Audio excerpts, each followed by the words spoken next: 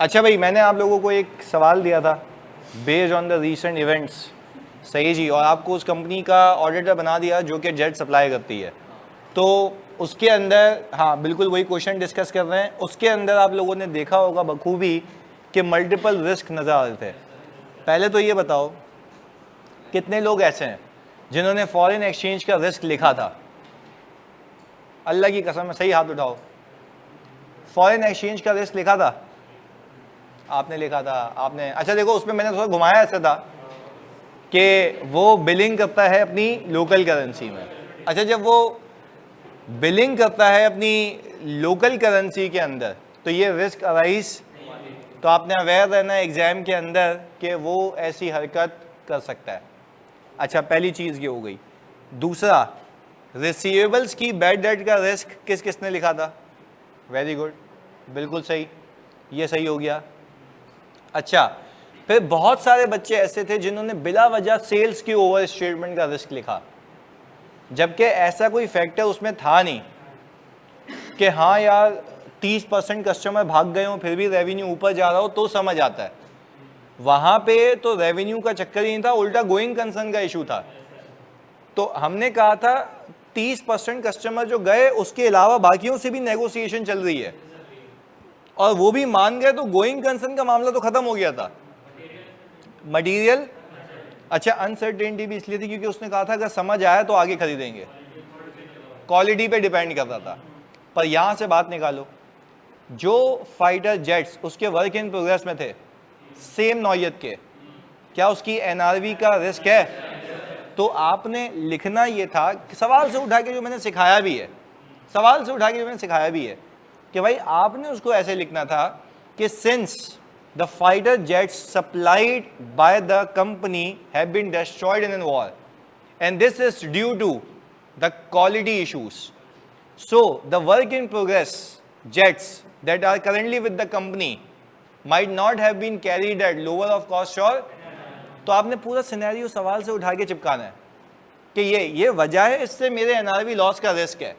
चलें जी, अब्दुल्ला खान कह रहे हैं कि सर होमवर्क बहुत लेट चेक होता है। आपको पता है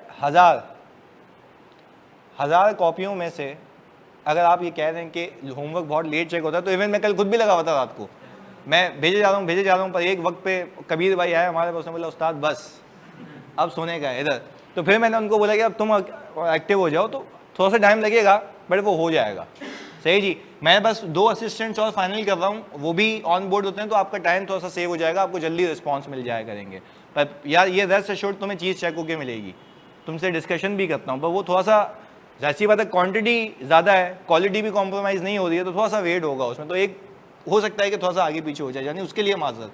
अच्छा, रेपुटेशन खराब होने की वजह से, भाई बताओ reputational risk is the audit risk और बिजनेस रिस्क? मैंने क्वेश्चन में क्या मांगा है? ऑडिट रिस्क, सिंपल, क्लियर है जी जानी?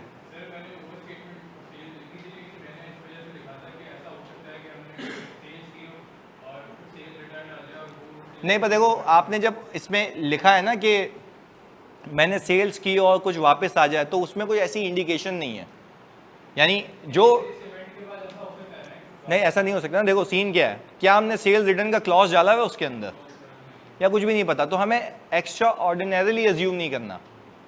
ये जो आप मिसिंग चीज़ों की बात करते हैं ना, ये एप्लीकेबल होती है जब इंटरनल कंट्रोल्स की बात करते हैं, क्योंकि वो बोलता है जायजा लो सिचुएशन का, इसमें जो गायब है वो क्या है? डेफिशिएंसी। वहां पे ये बात समझ आती है, बट रिस्क में बात समझ, क्योंकि जो कंपनी में प्रिविलेंट है आपने उसके हिसाब से जवाब देना है, क्लियर है? तो वो उस हिसाब से जी। 30% कस्टमर चलेगा तो ऐसी बात है रेवेन्यू का एक अच्छा खासा चंग गया।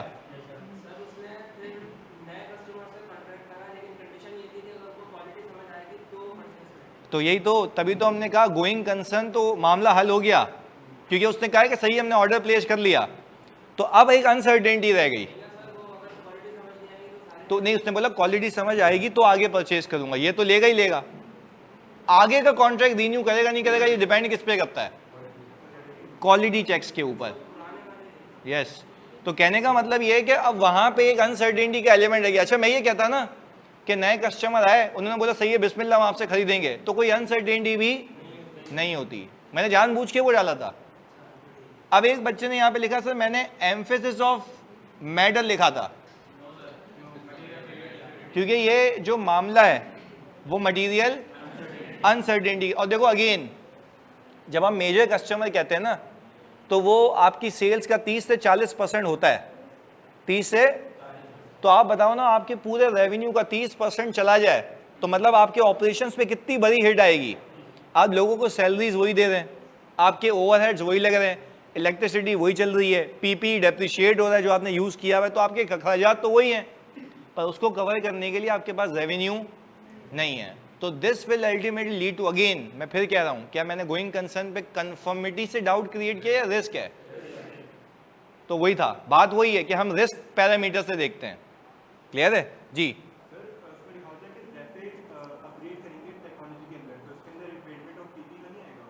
बिल्कुल आएगा, बिल्कुल आएगा, लिखा भी था बच्चों ने, बिल्कुल लिखा था, उस पर तो मसला नहीं है, वो तो आएगा। अच्छा एक मिनट सर, मैंने आज पोर्टल लिया है तो आज के, हाँ बिल्कुल करके भेज दीजिएगा। अच्छा अब एक एक करके, हाँ फवाद बिल्कुल भेज देंगे। अब मोहम्मद हसन कहते हैं as all necessary adjustments are made thus will we give unmodified opinion. क्या सारी एडजस्टमेंट्स हो चुकी थी?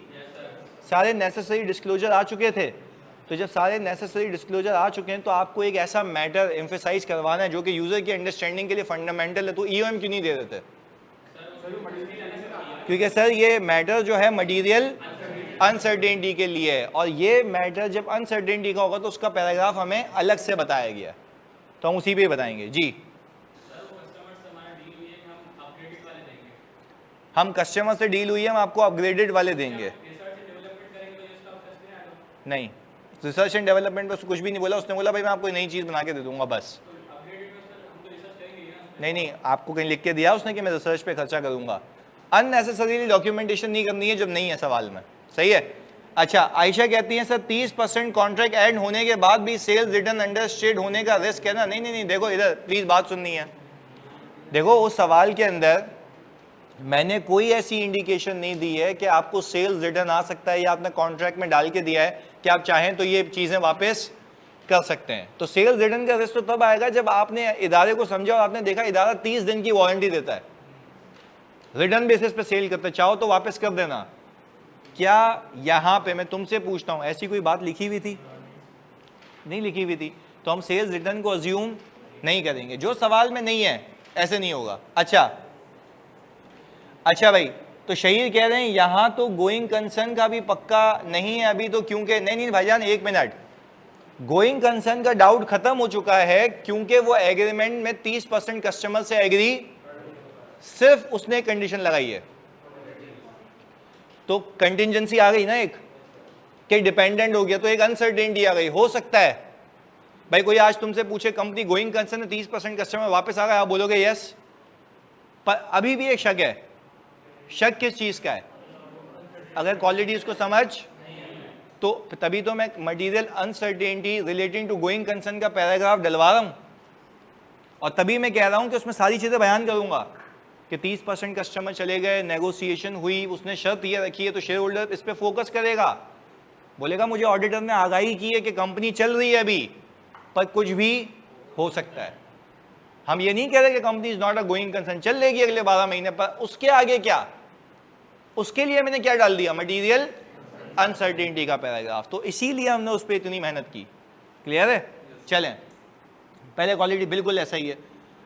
सर मैंने ऐसे लिखा कि risk of going concern company prepare it's FS on going concern basis, sir ये सही है? नहीं, तो देखो कंपनी गोइंग कंसर्न पे अकाउंट्स बनाएगी, क्या ये मैंने पूछा था?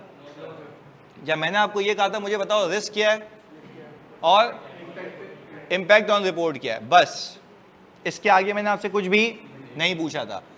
अच्छा, इम्पेयरमेंट ऑफ पीपी बिल्कुल लिख सकते हैं, क्योंकि आप जाहिर सी बात है आपके फ्यूचर में आने वाली सेल्स क्या हो जाएगी? कम हो जाएगी, तो risk of impairment of PP है। चलें सर, हाईली रेगुलेटेड इंडस्ट्री वाला लिख सकते हैं क्या? ये अभी इसमें कोई ऐसी चीज थी, पर वो बच्चा कह सही रहा है, क्या वो सही रहा है कि एविएशन इंडस्ट्री इज, तो ये इनहेरेंट रिस्क है, वो लिख सकता है। अब देखो ये बात अप्रिशिएबल है कि उस बच्चे ने बिल्कुल सही लिखा कि एक highly regulated industry aviation company है, तो इसके ऊपर पेनल्टीज के रिस्क हो सकते हैं। बिल्कुल सही लिखा है इसने, हाईली रेगुलेटेड एनवायरनमेंट में ऑपरेट करती है, तो ये लिख सकते थे, बिल्कुल सही बोला इस बच्चे ने। आगे, अच्छा भाई, फिर एफएस उसी पर बनेगी। अच्छा सर, गोइंग कंसर्न का रिस्क नहीं होगा? देखो अगेन मेरे बच्चों, गोइंग कंसर्न के रिस्क का मतलब ये होता है मुझे रिस्क है कि कंपनी गोइंग कंसर्न ना हो और कंपनी अकाउंट किस पे बना दे। पर क्या यही सारी चीजें सवाल में एड्रेस हो चुकी हैं? मैंने सवाल में आगे ये भी तो लिखा है कि 30% के जाने के बाद 30% आ भी गए, दूसरी कंट्रीज आ गई हैं, और वो उन्होंने एक शर्त लगाई है क्वालिटी। तो मैंने कहा चलो गोइंग कंसर्न तो हो गई कंपनी, पर is there uncertainty? Yes, what? Quality checks. तो मैंने कहा मैं ये कहूं कि गोइंग कंसर्न नहीं है, भाई गोइंग कंसर्न है, तो मैं ये कहूं कि मटेरियल अनसर्टेनिटी भी नहीं है, तो वो बता रहा हूं।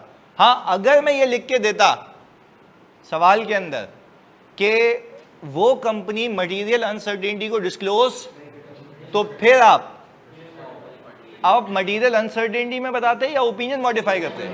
ओपिनियन मॉडिफाई करते, तो फिर कहानी ऊपर आ जाती। तो ये तो हमने ऑल टुगेदर सारी चीजें लिखी हुई हैं इसके अंदर। चलें, ओके। अब जी sir, rapid change in technology का रिस्क नहीं, ये नहीं। After event of shooting down of the aircraft, major customer raise an objection on the quality standard और due to which there will be a low demand for the aircraft and the company is having same work in progress. सही है, इससे NRV loss आ सकता है, बिल्कुल सही लिखा है शहीद जी।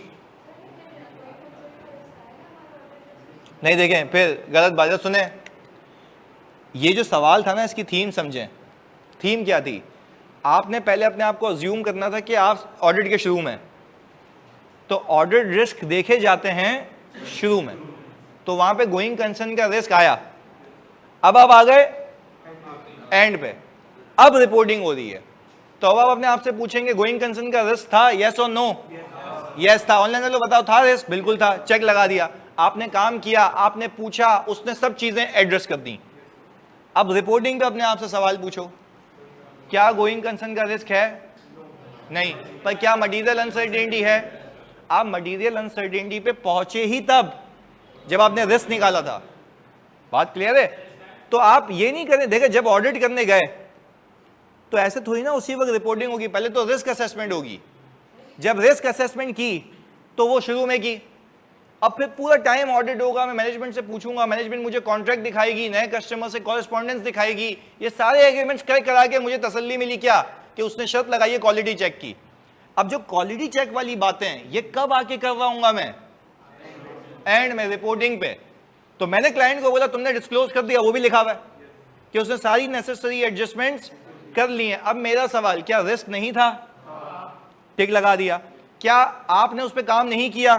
किया। अच्छा, जब काम किया तो आपने कंक्लूड किया कि गोइंग कंसर्न है या आपने चेक लगा दिया गोइंग कंसर्न है, फिर आपने आखिर में अपने आपसे सवाल पूछा रिपोर्ट साइन करने से पहले, क्या कोई मटीरियल अनसर्टेनिटी है? जवाब आता है यस। तो आपने बोला डिस्क्लोज करो, उसने डिस्क्लोज कर दिया। अब आप ये नहीं कह सकते कि ऑडिट के शुरू में रिस्क नहीं था।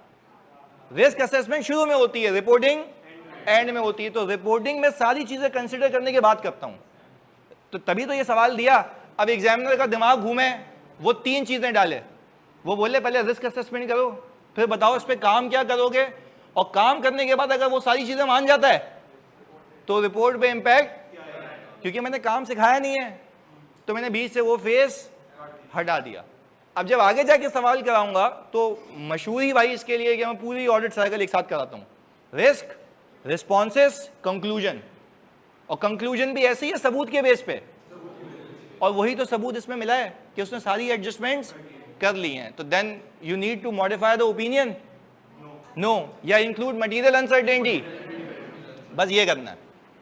क्लियर है जी? अब 1 मिनट मैं सवाल का जवाब देता हूं। यहाँ पे स्क्रीन सेट करते हैं, अभी करते हैं। अच्छा जी, ऑनलाइन वालों पहले ये बता दो मेरी जान मेरे बच्चों, क्या बात क्लियर है कि रिस्क होता है, बाद में एड्रेस क्यों ना हो जाए? अच्छा, अब इधर सुनिएगा, मैंने आप लोगों को क्या ऑडिट रिपोर्ट की कोई भी चीज लिखना सिखाई है? नहीं। अभी हम सिर्फ डिसीजन मेकिंग कर रहे हैं, क्या होना चाहिए, क्या इंपैक्ट आएगा, लिखना अभी मैं सिखाऊंगा। हाँ, रिस्क तुम्हें आना चाहिए, और रिस्क तुम लोगों ने लिखा भी था, और जिसने गलत लिखा था उसको करेक्ट भी किया। तो रिस्क की ड्राफ्टिंग आपको आनी चाहिए, रिपोर्ट की ड्राफ्टिंग आपको अभी आनी हाँ, आप तो सिंपल ये लिख देते, since everything is adjusted and there is a material, तो auditor will give material uncertainty paragraph in the audit report, बस। जी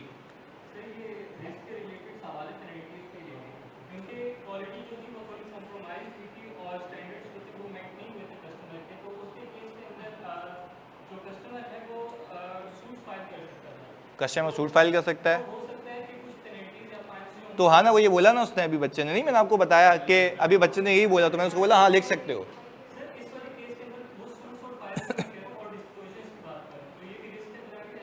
रिस्क बिल्कुल सही, रिस्क के अंदर आएगा, पर वो कह रहा है ये सारी चीजें एड्रेस हो चुकी हैं। बिल्कुल सही कह रहा है वो बच्चे ने, बिल्कुल सही पिक किया। इवन मैं तो जब ड्राइव करते हुए बता रहा था सॉलिक को कि भाई ये सवाल में डालो, तब ये रिस्क मेरे दिमाग में भी नहीं आया। क्यों, आप सही कह रहे हो बिल्कुल यार, जेन्युइन बात है कि अगर एक हाईली रेगुलेटेड इंडस्ट्री है तो वहां पे ये रिस्क आएगा ही आएगा कि आपने एक भी ब्रीच किया तो it will cost a lot of lifes, तो वो पेनल्टी तो आप पे आ सकती है ना, क्लेम्स आ सकते हैं, तो वो बिल्कुल सही है, ये बिल्कुल सही पिक किया आपने। अच्छा सर, रिसीवेबल को एम्फेसाइज नहीं करेंगे, मोस्ट फंडामेंटल है फाइनेंशियल्स को समझने के लिए, या एक बस रिसीवेबल की इंपेयरमेंट है, एम्फेसाइज क्यों करूंगा? और मैंने आपको ये कहा है ना, अपने दिल से कहीं भी ऐसे नहीं एम्फेसाइज कर दिया, wide spread use of emphasis मना है। आप क्या कहते हैं, मैं तो तब करूंगा जब मैटर फंडामेंटल हो। अच्छा अब एक चीज तुमसे पूछता हूं भाई, एम्फेसाइज तो तब करूंगा ना जब वो मैटर डिस्क्लोज हो। रिसीवेबल की इंपेयरमेंट डिस्क्लोज होती है या रिकॉर्ड होती है? तो ये तो हाँ, इस पे अगर ज्यादा काम किया है तो कैन दे सकते हो, सब्जेक्ट टू लिस्टेड कंपनी हो। तो जो यहां आता है वो ईओएम में नहीं आता, पर emphasis of matter wide spread use नहीं करना भाई, खुदा के वास्ते फंडामेंटल देखना है कि है या नहीं है। चलें जी,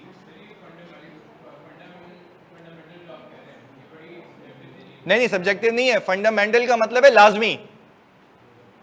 फंडामेंटल का मतलब क्या है?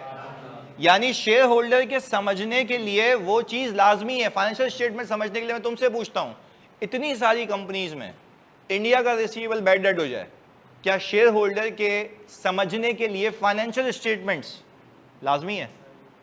आई डोंट थिंक सो कि एक रिसीवेबल इंपेयर हो रहा है आउट ऑफ मैनी रिसीवेबल्स, लाजमी नहीं है। हाँ, इसको यूं करते हैं कि इंडिया मेरा एक ऐसा कस्टमर है जो कि 60% कंप्राइज करता है, पूरी बैलेंस शीट का रिसीवेबल उससे, तो अब तो गोइंग कंसर्न का मसला अलग आएगा, और वो पार हो जाओगे तो फिर एम्फेसाइज कराओगे।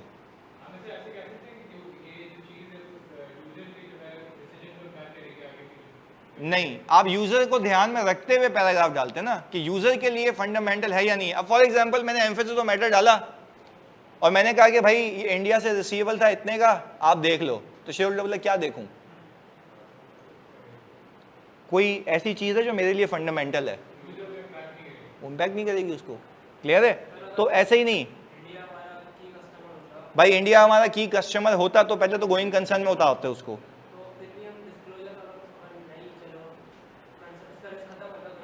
तो खत्म हो गई बात।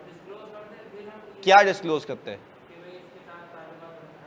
नहीं, ये फाइनेंशियल्स में लिखूंगा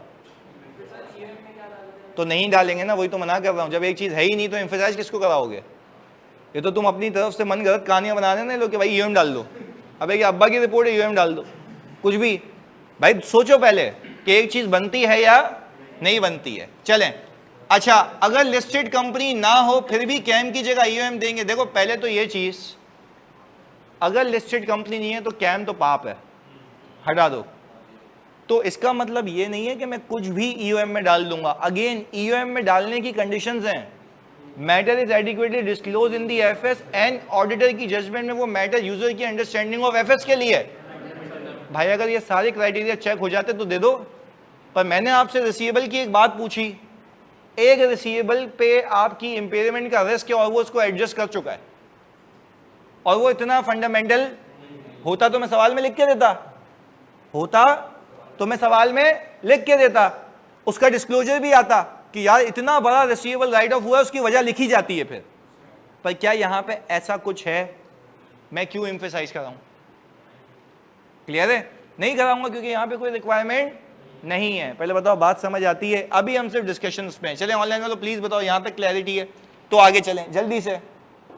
हाँ जी, मुताहिर कह रहे हैं सर अब क्लियर हो गया। एमल, अच्छा भाई वरीशा ने भी एक सवाल पूछा है, sir all the necessary adjustments have been made लिखा हुआ है, इसका मतलब यह है कि डिस्क्लोज वगैरह सब हो चुका है। All the necessary adjustments have been, इसका मतलब है जो अकाउंटिंग होनी थी और जो डिस्क्लोज होना था वो हो चुका है। आपने सिर्फ देखना है कि इन सारी चीजों को सही कराने के बाद आपकी रिपोर्ट पे इंपैक्ट क्या बनता है, सिंपल। चलें अब सर आप ये कैसे बोल रहे हैं कि ये फिगर सब्सटेंशियल नहीं है? क्या सवाल में लिखा हुआ था कि उसका जो रिसीवेबल का बैलेंस है वो पूरी बैलेंस शीट का 40% है? ऐसा कोई चीज नहीं लिखी हुई थी। जब ऐसी कोई चीज नहीं लिखी हुई थी तो मैं अज्यूम भी, तो मैं जब अज्यूम नहीं करूंगा तो मैं एम्फेसिस और मैटर भी नहीं दूंगा। Agreed, unless otherwise given. होगा तो दे देंगे। अच्छा सर, अब सर मैंने गोइंग कंसर्न का इशू लिखा था ईओएम में, क्योंकि ऑर्डर्स अभी तक, देखो गोइंग कंसर्न का इशू ईओएम में क्यों आएगा भाई? गोइंग कंसर्न के लिए क्या अलग से एकदम फ्रेश ताज़ा पैराग्राफ है? तो उसको वहां बताएंगे ईओएम में, वहां बताएंगे। चलें जी, ओके। अब मैंने ये कहा कि भाई आप जब भी, चलो अब मेरे ख्याल से स्क्रीन सही आ रही होगी, तो अब प्लीज बात समझिएगा। आप जब भी रिपोर्टिंग इम्प्लीकेशन सोचेंगे तो खुदा के वास्ते थोड़ा विजिलेंट रहना है। अपनी तरफ से कोई चीज अज्यूम, सवाल की डायरेक्शन को पिक करना है कि सवाल लेके किस तरफ जा रहा है। देखो रिस्क आपने सबने सही पिक की है। अब मैंने आपको ये कहा कि सारी चीजें कराने के बाद सवाल में इंडिकेशन थी रिस्क ऑफ गोइंग कंसर्न, और मैंने वहां पे इंडिकेशन भी रखी है कि वो चीज सारी की सारी क्लाइंट उससे डिस्कस कर चुका है, पर एक चीज कंटिंजेंट है, क्या? क्वालिटी।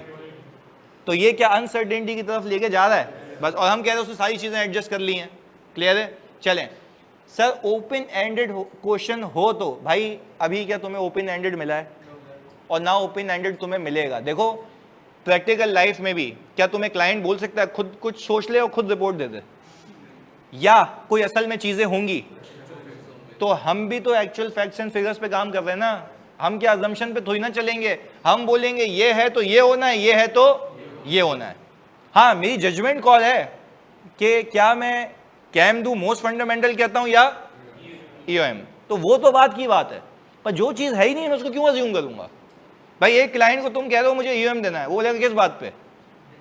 बस वो अज्यूम कर रहा हूं कि दिल हो रहा है। ऐसा नहीं हो सकता ना। ओपन एंडेड ना क्लाइंट होता है ना एग्जाम होगा। एग्जाम आपके दिमाग की टेस्टिंग के लिए कि अगर मैं इसको हालात वाकयात बताऊं तो क्या ये सही रिपोर्ट देने के काबिल है या नहीं है। अब वो थोड़ी ना बोल रहा है ओपन एंडेड है, जो तेरे को करना है कर ले। अब उसी पेपर में इसका सवाल कुछ और होगा, आपका आंसर कुछ और होगा, उसका आंसर कुछ होगा, कोई यूएम दे रहा है कोई कैम दे रहा है। भाई ओपन एंडेड कुछ भी नहीं होता। वंस गिवन मतलब उसके हिसाब से सोच के जवाब दो। इवन जो रिफ्रेशर वाले बच्चे हैं वो तो इस बात को अच्छे से बता पाते हैं कि ओपन एंडेड कुछ नहीं होता, जो है उस पर बताना है। ऊपर से ओपन एंडेड के चक्कर में अगर तुम गए ना तो एक भी नंबर नहीं मिलता। ये मैंने आपको पहले भी बताया है कि ओपन एंडेड की होशियारी करनी क्यों है। अब एक बच्चा बोलता है सर मैंने 2 लिख दिए, दोनों में से कोई भी एक होगा, तो वो पकड़ लेगा उसको। मैंने कहा भाईजान वो तुम्हें वापस बुलाएगा। चले जी, ओके। अच्छा भाई, मैं 5वीं बार कह रहा हूं कि अपग्रेडेशन ऑफ इक्विपमेंट की वजह से इंपेयरमेंट का रिस्क है। मैं फिर कह रहा हूं है, हाँ भी बोला है मैंने, सही है। चलें। अच्छा फिर बोले सर ऑडिट में 4 नंबर भी आते हैं, बिल्कुल ऐसा है। चलें जी, ओके। तो वही ये कह रहा, देखो बच्चा ये कह रहा सर इस पे ही जलील होके वापस बैठे हैं कि ओपन एंडेड बातें नहीं करनी है, आपने टारगेटेड स्पेसिफिक बातें करनी है जो सवाल के अंदर मौजूद हैं। क्लियर है भाई? अब क्या हम आगे चलें भाईजान पेपर की डिस्कशन या सवाल की डिस्कशन के बाद? चलें। सोल्यूशन कसम से शेयर कर दूंगा क्योंकि मेरे अपने लिए है ही नहीं, आपके लिए तो आपको भेज देंगे सोल्यूशन। पर सोल्यूशन मैं जानबूझ के इसलिए नहीं भेजता कि आप मुझसे क्या करें, उसको डिस्कस करें। और देखो इसमें मैंने एक अच्छी चीज तुम लोगों ने बताई कि पेनल्टीज वाली, मैंने कहा बिल्कुल करो यार, सही कह रहे हो। अब मेरे सोच के अंदर जब मैं सवाल बना रहा था तो ये मैंने इसको कंसिडर सोल्यूशन बनाते वक्त नहीं किया, पर तुमने सही कहा, तुमने गलत सर एविएशन इंडस्ट्री है तो होना चाहिए। बात क्लियर है? चलें, ओके। अब हमने कहा वापस से सर 2 दिन बाद भेज दिया करें।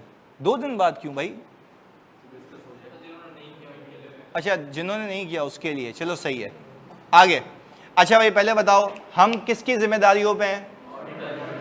ऑडिटर की सबसे पहली जिम्मेदारी रीजनेबल एश्योरेंस ऑब्टेन करना। अच्छा जानी ये बताओ वाई रीजनेबल? एक मिनट, एब्सोल्यूट क्यों नहीं, वाई रीजनेबल? लिमिटेड टाइम होता है,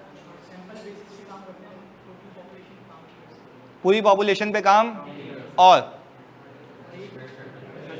जजमेंट होती हैं। तो जजमेंट के होने से क्या एब्सोल्यूट एश्योरेंस नहीं हो पाती? क्योंकि इतनी जजमेंट्स होती हैं पूरे ऑडिट के अंदर कि वो कभी भी चेंज हो सकती है। तो यू कैन नॉट से कि मैंने जजमेंट पे एब्सोल्यूट एश्योरेंस ले ली। जजमेंट को एक रीजनेबल हद तक ही वेरीफाई किया जा सकता है, रेस्ट वो चेंज हो सकती है। इसीलिए आप कहते हैं कि मैं कौन सी एश्योरेंस देता हूं। और मैंने आपको 2 एग्जांपल्स भी दी थी कि एक साल हमने इंपेयरमेंट टेस्टिंग की, वो इंपेयरमेंट नहीं आई, अगले साल जाके इंपेयरमेंट आ गई। शेयर होल्डर बोल रहा तुमने इस पे कैम दिया था पिछले साल, इंपेयरमेंट क्यों नहीं बुक कराई? तो हम क्या बोलेंगे? जजमेंट थी और मैंने इस पे काम भी ज़्यादा किया था, तभी आपको आगाह किया था। तो आज अगर इंपेयरमेंट आ गई, वो चेंजेस मेरे हाथ में नहीं थे, वो हो गए तो हो गए। जजमेंट जो उस वक्त की थी वो बदल गई, अब करो इंपेयरमेंट बुक, मुझे नहीं बोलो, क्योंकि मैं एब्सोल्यूट एश्योरेंस नहीं देता। और मैंने आपको इस पैराग्राफ में बताया हुआ है मेरा ऑब्जेक्टिव कौन सी एश्योरेंस है, रीजनेबल एश्योरेंस है। हाँ, आप ये कहते हैं कि मैंने इस पर काम नहीं किया होता तो मैं कसूरवार, मैंने रिस्क नहीं आइडेंटिफाई किया होता तो मैं कसूरवार। आप तब बात करें, आप हमारी फाइल चेक कर लें, उसमें कोई इशू नहीं है। हमने एक एक अजम्पशन पे चेक किया, हमने डिमांड भी चेक की उसकी, हमने प्राइसेस भी चेक किए, हमने फ्यूचर आउटलुक भी देखे, हमने इंडस्ट्री डेटा भी देखा। ये सारी चीजें करने के बाद भी मैं ये नहीं कह सकता कि I am absolutely giving you assurance. मैं कौन सी एश्योरेंस दे रहा हूँ? रीजनेबल। बट ये है हाई लेवल, ये लो लेवल की एश्योरेंस नहीं है, क्योंकि ये सारी चीजें बेस कर रही हैं किस पे? रिस्क पे। मैंने आपके सामने एक एक टारगेटेडली चीजें को पढ़ा ना कि यहाँ मसला है, यहाँ मसला है, यहाँ मसला है, जहाँ जहाँ मसला है वहाँ वहाँ हमने काम किया है। अच्छा जी जी, सवाल ये था कि क्या आपकी शेयरहोल्डर आपको बोल सकता है कि आप एजीएम में बोलता है, मतलब जैसे कि अगर आपको ये बोल सकते हैं कि आपने इंग्लिश स्टेटमेंट आपने आइडेंटिफाई ही नहीं की और वो बड़ी बाद में बची थी, बहुत बड़ी है। हाँ तो नहीं, तो आपको ये बोल सकता है ना वो कि भाई देखो एक मिस स्टेटमेंट थी, आपने इंपेयरमेंट इस साल बुक कराई, पिछले साल क्यों नहीं बुक कराई? रीजन, एजीएम में बैठे मैं पीपीटीसीएल की एग्जांपल देता हूँ, मैं गया था तो शेयर होल्डर बोल रहा है कि यार आपने सब्सिडरी में इन्वेस्ट किया हुआ है, सब्सिडरी की तो शेयर प्राइस इतनी नीचे आ गई है, आपने इंपेयरमेंट क्यों नहीं बुक की? तो मैंने कहा भाई सवाल था हमसे, मैंने कहा तो इंपेयरमेंट इसलिए नहीं बुक की क्योंकि इंपेयरमेंट टेस्टिंग होती है वैल्यू इन यूज और फेयर वैल्यू लेस, हमने वैल्यू इन निकाली है वो ज़्यादा है, यानी आप सब्सिडरी को चलाते रहो और उसको देखो। तो बोला ये आपने कहाँ बताया? मैंने कहा कैम में। मैंने कहाँ बताया? शेयर होल्डर ने खोला, उसने बोला ये हमारे लिए इसलिए की ऑडिट मैटर है क्योंकि उसमें ज़्यादा एस्टिमेट्स और जजमेंट्स इन्वॉल्व है। फिर मैंने उसको ये भी बताया मैंने इस पर काम, उसका मेरे से फोकस हटा मैनेजमेंट पे। हाँ भाई ये डिमांड कैसे आई?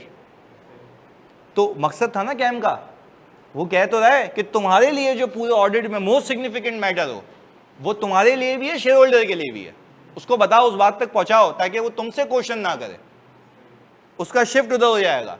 अब फिर वो मैनेजमेंट से शुरू हो गया, ये अजम्पशन क्यों ली? ऑडिटर ने तो ये काम किया हुआ है, क्या तुम लोगों ने डेटा सही दिया था या नहीं दिया था? अब सारा फोकस उधर निकल गया। देखो यार उसने अपॉइंट किया, he has the right to question me ना। और आप कंपनीज एक्ट खोल के देखें, वहां पे एजीएम की दावत किसको होती है? ऑडिटर को। तो खाना खाने के लिए थोड़ी ना बुलाते हैं, जलील करने के लिए बुलाते हैं कि अगर आपको नहीं पता कुछ तो आप गए, तो ये इतने पैसे मिल रहे होते हैं मिलियंस में, डॉलर्स में, तो आप ऐसी बात है आपको प्रिपेयर होकर जाना पड़ता है कि भाई जो मैंने ऑडिट किया है वो बिल्कुल सही किया है, वो पूरे फाइनेंशियल्स देख रहा होता है। अब फॉर एग्जांपल जैसे आप कह रहे थे रिसीवेबल को एम्फेसाइज करा दिया, तो शेयर होल्डर बोल रहा है अच्छा मैंने पन्ना खोला क्या करूं उसका, बस रिसीवेबल आ रहा था देख लो। देखा पागल हो गया है क्या, मतलब क्यों देखूं, कोई वजह है? हाँ मैंने बोला पेंशन का केस चल रहा है देख लो, है काम की बात है। अच्छा एक अकाउंट्स नॉन गोइंग कंसर्न पे बने हुए हैं, एम्फेसाइज कराऊं? देख लो भाई गई। तो जो खुद सुनने के समझ में आता है कि भाई जो एक मैटर यूजर की एफएस के लिए क्या है, फंडामेंटल है। अच्छा एक और चीज, एक नया आईएफआरएस आ गया जो इस साल अप्लाई हुआ, सुनना मेरी बात, एक नया जो इस साल अप्लाई हुआ, तो आपको पता है ना वो चेंज इन अकाउंटिंग पॉलिसी हो जाएगा, तो जितना पहले जैसे भी चीजें रिकॉर्ड हुई थी वो सबकी सब चेंज हो जाएंगी रेट्रोस्पेक्टिव। क्या ये चेंज शेयर होल्डर को समझना लाजमी है? तो आप कहेंगे सर फंडामेंटल है। क्लियर? अच्छा देखो एग्जाम्पल से समझ आया ना कि यूजर की अंडरस्टैंडिंग के लिए क्या है।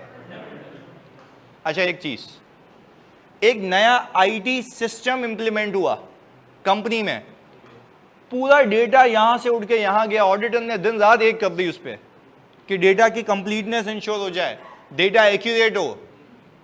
लिस्टेड कंपनी भी है कैम, क्यों? तो सर ये जो आईटी सिस्टम चेंज हुआ है ये कहीं एफएस में लिखा तो नहीं होता? कैम में आएगा क्योंकि कैम में डिस्क्लोजर रिक्वायर्ड नहीं है। तो आप कह रहे हो ये मोस्ट फंडामेंटल मैटर है, मोस्ट फंडामेंटल है। तो शेयर होल्डर बोलेगा क्यों मोस्ट फंडामेंटल है भाई? आप बोलोगे भाई डेटा अगर हल्का सा इधर उधर होता तो आपके एफएस जाते, तो मैंने इस पर ये काम किया है। और हो सकता है शेयर होल्डर खुद आपसे एजीएम में पूछ ले कि भाईजान एक बात बताओ, ये डेटा माइग्रेट हुआ है और मिलियन ऑफ कस्टमर्स का डेटा माइग्रेट हुआ है, आपने इस पर क्या काम किया? तो मैं इसको पहले ही बोल दूंगा भाई होशियारी नहीं, मेरे लिए ये की ऑडिट मैटर था, मैंने तुम्हें बता दिया है, ये एक सिग्निफिकेंट इवेंट था। कौन सा इवेंट था? तो मैंने इस पर काम किया, मैंने तुम्हें बता दिया मैंने काम क्या किया है। तो मैंने इंश्योर किया कि यहाँ से रिपोर्ट निकाली, यहाँ पे मैच की, देखा यहाँ पे डेबिट उसके डेबिट से मैच कर रहे हैं या नहीं कर रहे, यहाँ पे एंट्री सिस्टम सही पोस्ट कर रहा है या नहीं कर रहा, किसके पास राइट से एंट्री पोस्ट करने की सारी चीज़ें देख के आया हूँ। तो मेरे लिए तो एक की ऑडिट, क्योंकि हम कहते हैं ना की ऑडिट मैटर वो मैटर होते हैं जो ऑडिटर की जजमेंट में मोस्ट सिग्निफिकेंट हो इन ऑडिट ऑफ करंट पीरियड। अच्छा एक बेसिक सॉफ्टवेयर चेंज हुआ है सैलरी का, तो क्या ये कैम है? या एम्प्लॉय का डेटा उठ गया यहां से यहां आ गया, खत्म, बस कोई लंबी नहीं। हाँ पूरा फाइनेंशियल स्टेटमेंट्स का मॉडल चेंज हुआ, फिर मसला है। तो डिपेंड करता है कि ऐसे नहीं कि सॉफ्टवेयर का चेंज का सुना और कैम डाल दिया, डिपेंड करता है कि उसका क्वांटम क्या है, उसकी क्वांटिटी क्या है, कैसे तुम्हें उसको परसीव करना है। क्लियर है? चले ओके। अब मैंने ये कहा, वो कह रहे हैं कि पार्टनर जाता है एजीएम, मैंने नहीं सर सुजुकी भर के जाते हैं। अरे भाई पार्टनर सीनियर मैनेजर डायरेक्टर जाते हैं ऐसे। अब पता चले कि मतलब तुम सबको भी ले गए सुजुकी भर के पार्टनर, चलो भाई उतरो, वेला जा रहा है पूरा एजीएम के अंदर, क्यों भाई बिरयानी खाने आए हैं ऑडिटर, सही है? तो ऐसा तो नहीं है ना जानी इधर। चलें अब जो मेन चीज प्लीज अभी यहाँ पे फोकस करना, वो बोल रहे अपनी जिम्मेदारियों में आपने बता दिया कि आपका मकसद रीजनेबल एश्योरेंस ऑब्टेन करना है, और थोड़ा एक्सप्लेन करो कि रीजनेबल एश्योरेंस होती कि हाई लेवल ऑफ एश्योरेंस होती है एब्सोल्यूट, वो हमने डिस्कस कर लिया। अच्छा अब जो अहम बात शुरू हो रही है, वो कह रहा है अपने शेयर होल्डर को बताओ कि मटीरियलिटी क्या होती है। अब जरा मैं काम की बात पे चलूं, आज से टेक्निकलिटी का बात और ऊपर जाएगा, ये भी एक अलग चैप्टर है, पर उसकी मैं कोई 80% चीजें खींच के यहां ले आऊंगा। इधर सुनना, ऑब्जेक्टिव क्या होता है? हाँ जी, कि फाइनेंशियल स्टेटमेंट्स के लिए मुझे क्या लेनी है? अच्छा, objective of auditors to obtain reasonable, please सुनिएगा बच्चों, बहुत ही अहम बात करने लगा हूं इधर। अच्छा, और रीजनेबल एश्योरेंस किस चीज पे लेनी है? कि financial statements are free from, मैंने इसको पकड़ लिया पहले, फ्री फ्रॉम। मैंने आज तक बाखुदा खुद जानबूझ के इस पे फोकस नहीं कराया था ताकि कंफ्यूजन ना हो, आज पहली बार फोकस कराऊंगा वापस से। कोई आपसे पूछे भाईजान ऑडिटर का मकसद क्या है, पहले एक मैं इसको दलील करूं, सर किसी प्रैक्टिकल रिपोर्ट का रट्टा लगा लें, हर्ट कर दिया ना इसने, बोल रहा है कि प्रैक्टिकल रिपोर्ट का रट्टा लगा लें, मैंने रट्टा लगाना सिखाया है या पागलों की तरह से मेहनत कर रहा हूं कि भाई सोचना आ जाए? रट्टा क्यों लगाना है यार, इतनी मेहनत कर रहे हैं भाई, फिर ये बदतमीजी कि रट्टा लगा लें, अजीब भंगी। इधर अच्छा भाई इधर देखो प्लीज, रट्टा नहीं लगाना यार प्लीज, खुदा के वास्ते भाई, इतनी मेहनत कर रहे हैं, वरना मैं क्यों पागल हूं तुमसे आधा घंटा 1 घंटा डिस्कस कर रहा हूं बैठ के कि भाई ये होगा ये होगा ये होगा, रट्टा नहीं लगाओ खुदा के वास्ते यार, रीड कर लो, ये अल्फाज एप्रोप्रिएट है, रीड करो, रीड कर लो 2-3 बार, वो खुद ही याद, वरना तो तुम वर्ड टू वर्ड करोगे तो गया हाथ से काम, सही है ना? आप 2-3 बार रीड करें, आपको पता होना चाहिए कि लिखा हुआ क्या है, पर ये नहीं कि वर्ड टू वर्ड याद कर रहे हो। चलें प्लीज जल्दी से कह रही हूँ, वो इंडिया से है इधर, चलो इधर देखो प्लीज। अच्छा प्लीज प्लीज फोकस है इधर। अब बड़ी अहम बात है, देखो कोई आपसे पूछे कि ऑडिटर का मकसद क्या है, आप बोलेंगे रीजनेबल अश्योरेंस को ऑब्टेन करना किस चीज पे कि ये एफएस फ्री है मटेरियल मिसस्टेटमेंट से। आज पहली बार मैंने ये वर्ड लॉन्च किया मटेरियल। मैंने अल्लाह की कसम आज से पहले कभी इस पे फोकस, क्योंकि वो वक्त नहीं था, आज वो वक्त है प्लीज। तो मैं कह रहा हूं तुम में से कोई किसी से पूछे कि यार ऑडिटर का मकसद क्या, बोलना रीजनेबल अश्योरेंस ऑब्टेन करना। पहले बताओ व्हाई रीजनेबल अश्योरेंस, क्योंकि एब्सोल्यूट हम। पर अब मैं तुमसे दूसरा सवाल पूछूं कि रीजनेबल अश्योरेंस किस चीज पे कि मेरे फाइनेंशियल स्टेटमेंट्स फ्री हैं, हाँ मिस स्टेटमेंट नहीं, मटेरियल मिस स्टेटमेंट से। अच्छा अब जरा यहां से कहानी निकलती है कि मटेरियल मिस स्टेटमेंट से। फॉर एग्जांपल अगर मेरे फाइनेंशियल स्टेटमेंट्स के अंदर 200 रुपए का डेप्रिसिएशन नहीं बुक हुआ तो मैं अपने फाइनेंशियल स्टेटमेंट्स के ओपिनियन को मॉडिफाई नहीं करूंगा, क्योंकि वो गलती इममटीरियल है, वो मटीरियल, अभी आगे आते हैं इसके ऊपर, मटीरियल नहीं है। तो हुआ ये कि सवाल ये उठा, आप इंडिया में ऑडिटर, आप युगांडा में, मैं पाकिस्तान में, ये कोई यूएस में। कहने का मतलब ये है हर कोई मटीरियलिटी की अपनी डेफिनेशन निकाल के बैठ गया। तो ऑडिटर ने क्लाइंट्स को फेवर करने के लिए निकालना शुरू कर दिया।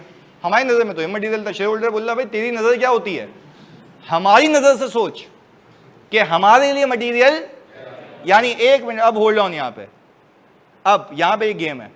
तो मैंने कहा कि मटीरियल की डेफिनेशन क्या है। हमने लिखा misstatement is considered to be material when it is expected to influence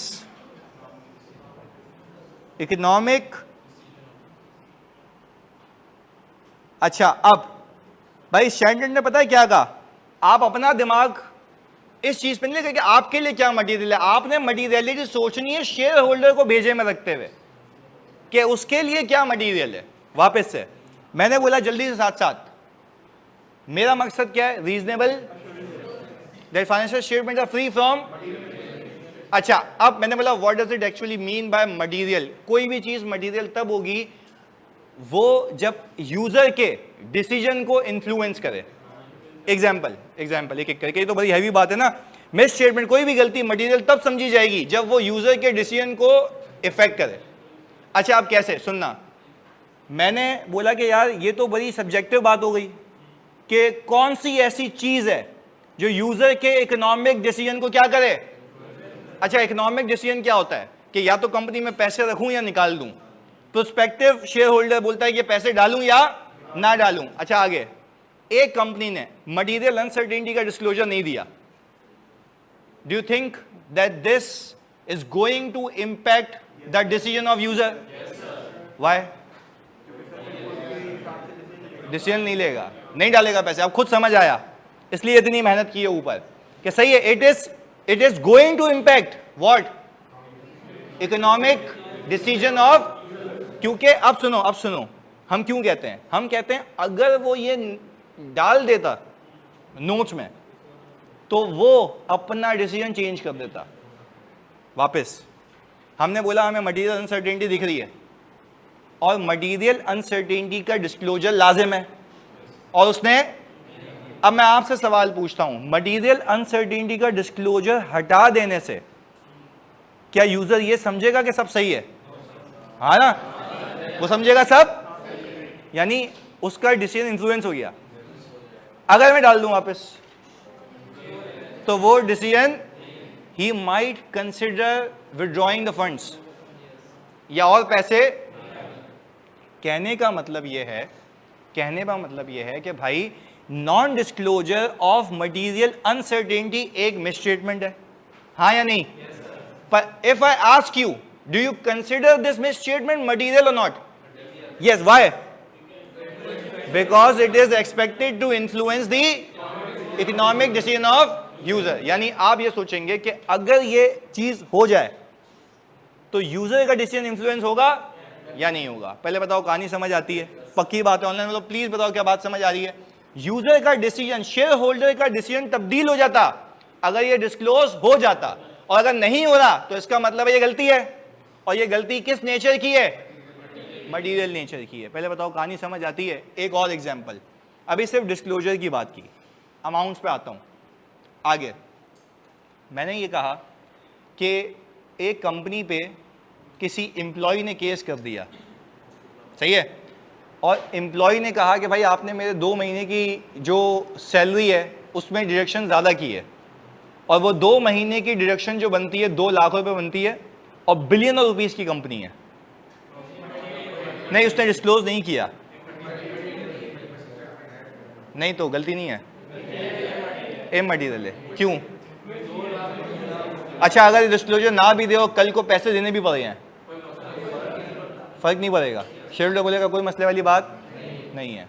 अच्छा, तो एक काम करते हैं ना, इसको डिस्क्लोज कराते हैं तो तुम इस स्टेटमेंट खत्म हो गई, इसको एम्फेसाइज कराते हैं। क्यों?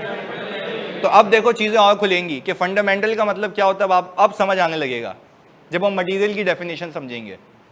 बात समझ आ रही है कि वो शेयर होल्डर के डिसीजन को इन्फ्लुएंस नहीं कर रहा। अच्छा, यही चीज अगर हम कहें समझने के लिए कि पीटीसीएल का पेंशन वाला केस है, जिसकी वैल्यूएशन ऑफ लायबिलिटी अगर पीटीसीएल हार जाए 80 बिलियन रुपए, 80, वो डिस्क्लोज नहीं करता।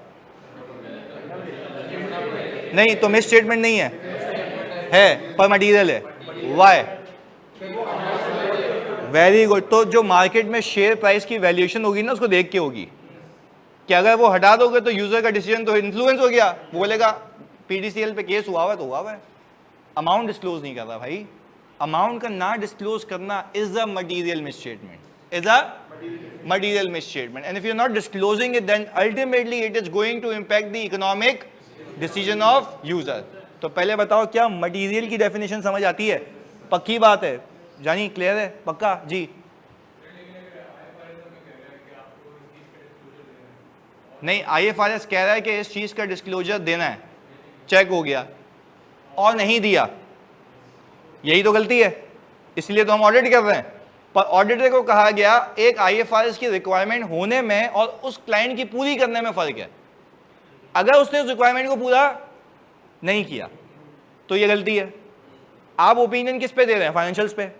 तो आप ये कह रहे हैं कि financial statements are not giving true and fair view, आप ओपिनियन को उड़ा दें, ये नाजायज है। क्यों?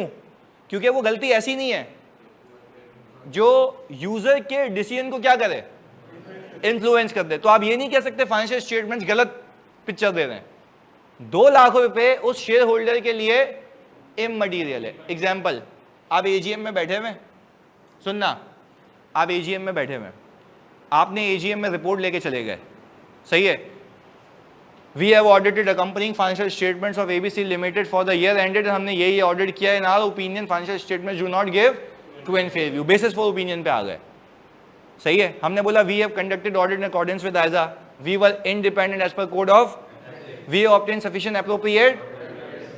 फिर मैं बताऊंगा कि during the year expense of rupees 200,000 have not been disclosed by the company, filed by the employee, as a result we have modified our opinion। शेर बोलेगा इधर, उसने बोला कि अगर 2 लाख रुपए मेरे लिए मायने नहीं रखते तो तुम होते कौन है रिपोर्ट को मॉडिफाई करने वाले? यानी हम एग्रीमेंट जब कर रहे थे, एंगेजमेंट लेटर जब कर रहे थे, तो एंगेजमेंट लेटर में मैंने स्पेशली लिखा था कि मैं हर मिस स्टेटमेंट को नहीं पकड़ूंगा, मटेरियल को पकड़ूंगा, क्योंकि अगर इमटेरियल पे भी जाऊंगा तो वो तो एब्सोल्यूट हो गई। हम तो रिस्क बेस्ड काम कर रहे हैं और मटेरियल पे काम कर रहे हैं, तो हम तो ये एश्योरेंस देते हैं कि आपके फाइनेंशियल्स में ये नहीं है कि गलती नहीं हो सकती, गलती हो सकती है बट वो मटेरियल नहीं होगी, ये हम श्योरिटी दे दें, पर वो भी रीजनेबल, एब्सोल्यूट नहीं। पहले बताओ दोनों में फर्क समझ आया? तो हम ये कह रहे हैं yes we are going to give you assurance, we are assuring you the financial statements are free from misstatement, material misstatement. इसमें मैं ये तो कह सकता हूँ मटेरियल मिस स्टेटमेंट नहीं है, पर ये नहीं कह सकता कि मिस स्टेटमेंट नहीं है। हो सकता है कुछ कट ऑफ की वजह से कुछ सेल्स यहाँ बुक हो गई हो सकता है, पर वो मटेरियल नहीं हो सकती जो तुम्हारे डिसीजन को क्या करे, इन्फ्लुएंस कर दे। बात समझ आ रही है? तो we have to work on which things, immaterial, material. Materiality. तो पहले यही कहा हमने, तो हमने पहले बेसिक मटीरियलिटी को समझा। Sir still it seems a vague definition. Oh sir, for a major share holder a miss statement might be immaterial और for a minor share holder it might be considered as a material. देखो वो कह रहा है कि जो हमारा major share holder है, जो कंट्रोलिंग मालिक है, उसके लिए वो चीज क्या हो। देखो आप जब यूजर की बात करते हो ना, उसमें सारे शेयर होल्डर्स आते हैं, सारे शेयर होल्डर। और बिलियनों रुपीस की कंपनी में कितने की, 1-2 लाख रुपए की गलती मायने, तो चाहे कोई भी शेयर होल्डर हो, चाहे कोई भी शेयर, तो आपका फोकस यूजर ही होता है। अच्छा, तो अब सर ऐसा कभी हुआ है आपको एक मिस स्टेटमेंट मिले और आपने कहा कि ये इमटेरियल है, लेकिन बाद में ये मिस स्टेटमेंट मटेरियल निकली? नहीं, ये अंधा थोड़ी ना हूं। वो कह रहा है आपने सोचा कि इमटेरियल है, बाद में वो मटेरियल हो गई। कैसे हो गई खुद ब खुद? अच्छा, अभी क्या मैंने आपको मटीरियलिटी थ्रेशोल्ड निकालना सिखाया है? अभी तो उस पर आते हैं। अभी तो हमने सिर्फ बातों बातों में थ्रेशोल्ड होना चाहिए, बिल्कुल थ्रेशोल्ड पे भी आते हैं ना। अभी तो हमने सिर्फ क्या किया पता है, हमने सिर्फ उसकी डेफिनेशन को हल्का सा समझा है कि एक गलती मटेरियल तब कहलाएगी जब वो यूजर के इकोनॉमिक डिसीजन को, और मैं ये बाखुदा बता दूं, आप लोगों को जो मैंने एग्जांपल दी, आपने खुद मुझे बताया कि उससे इन्फ्लुएंस होगा। जैसे कि पेंशन केस में अमाउंट का ना डिस्क्लोज होना, वाई? वो डिसीजन इन्फ्लुएंस करेगा, वैल्यूएशन इतनी बड़ी अमाउंट की है। अच्छा, फिर मैंने कहा कि अगर मटेरियल अनसर्टेनिटी अगर है और उसने डिस्क्लोज नहीं की, तब भी होगा। ऐसा ही है, तो तब भी हम अपने ओपिनियन को मॉडिफाई कर देंगे। तो ये सारी चीजें वही हैं जो मुझे बता रही हैं कि अगर कोई चीज गलत हुई हुई है फाइनेंशियल्स में, तो वो मटेरियल तब कहलाएगी जब मेरे शेयर होल्डर के पर्सपेक्टिव से वो उसके डिसीजन को इन्फ्लुएंस करे।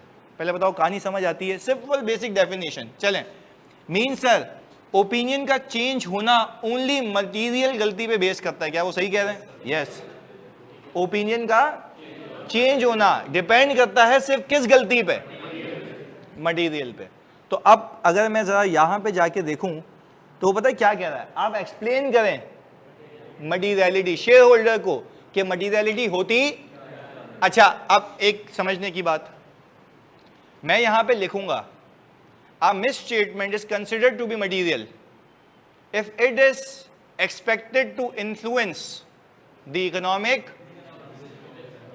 कल को इनको पता लगे एजीएम में एक माइनॉरिटी शेयर होल्डर जैसे ये था, बोल रहा है कि 50,000 रुपये चोरी हुए हैं, बिलियनों रुपीस की कंपनी है, तो मैं जवाब दूंगा कि हो सकते थे।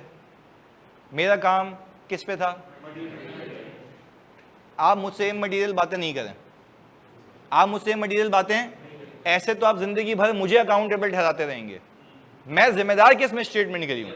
हाँ, क्योंकि मटेरियल मिस स्टेटमेंट ही ऐसी मिस स्टेटमेंट होगी जो आपके डिसीजन को इंपैक्ट करेगी। 50,000 रुपये गायब हो जाना बिलियनों रुपीस की कंपनी में कोई मायने नहीं रखता, और होता रहता है ऐसा। तो इवन हमारे दायरे में अगर कोई चीज मंगवाई जा रही है तो कैश ऐसे निकलता रहता है। वी नो द फैक्ट, उसको आपको एक्सेप्ट करना पड़ता है, पर इसका मतलब हरगिज ये नहीं है कि you go and held accountable your auditor. Auditor किस पे काम कर रहा है? Material miss statement. अभी निकालना सीखते हैं थ्रेशोल्ड। पहले बताओ ये बात समझ आती है? Basic okay. चलें, फिर हमने कहा जब आप इधर आ गए वापस, तो हमने कहा सर ये तो डेफिनेशन हो गई। मैंने कहा जब मैं ऑडिट शुरू करता हूं ना, अब ये बड़ी इंटरेस्टिंग कहानी यहां से शुरू होगी, मैं मटेरियलिटी के चैप्टर को यहां कनेक्ट करूंगा हल्का सा।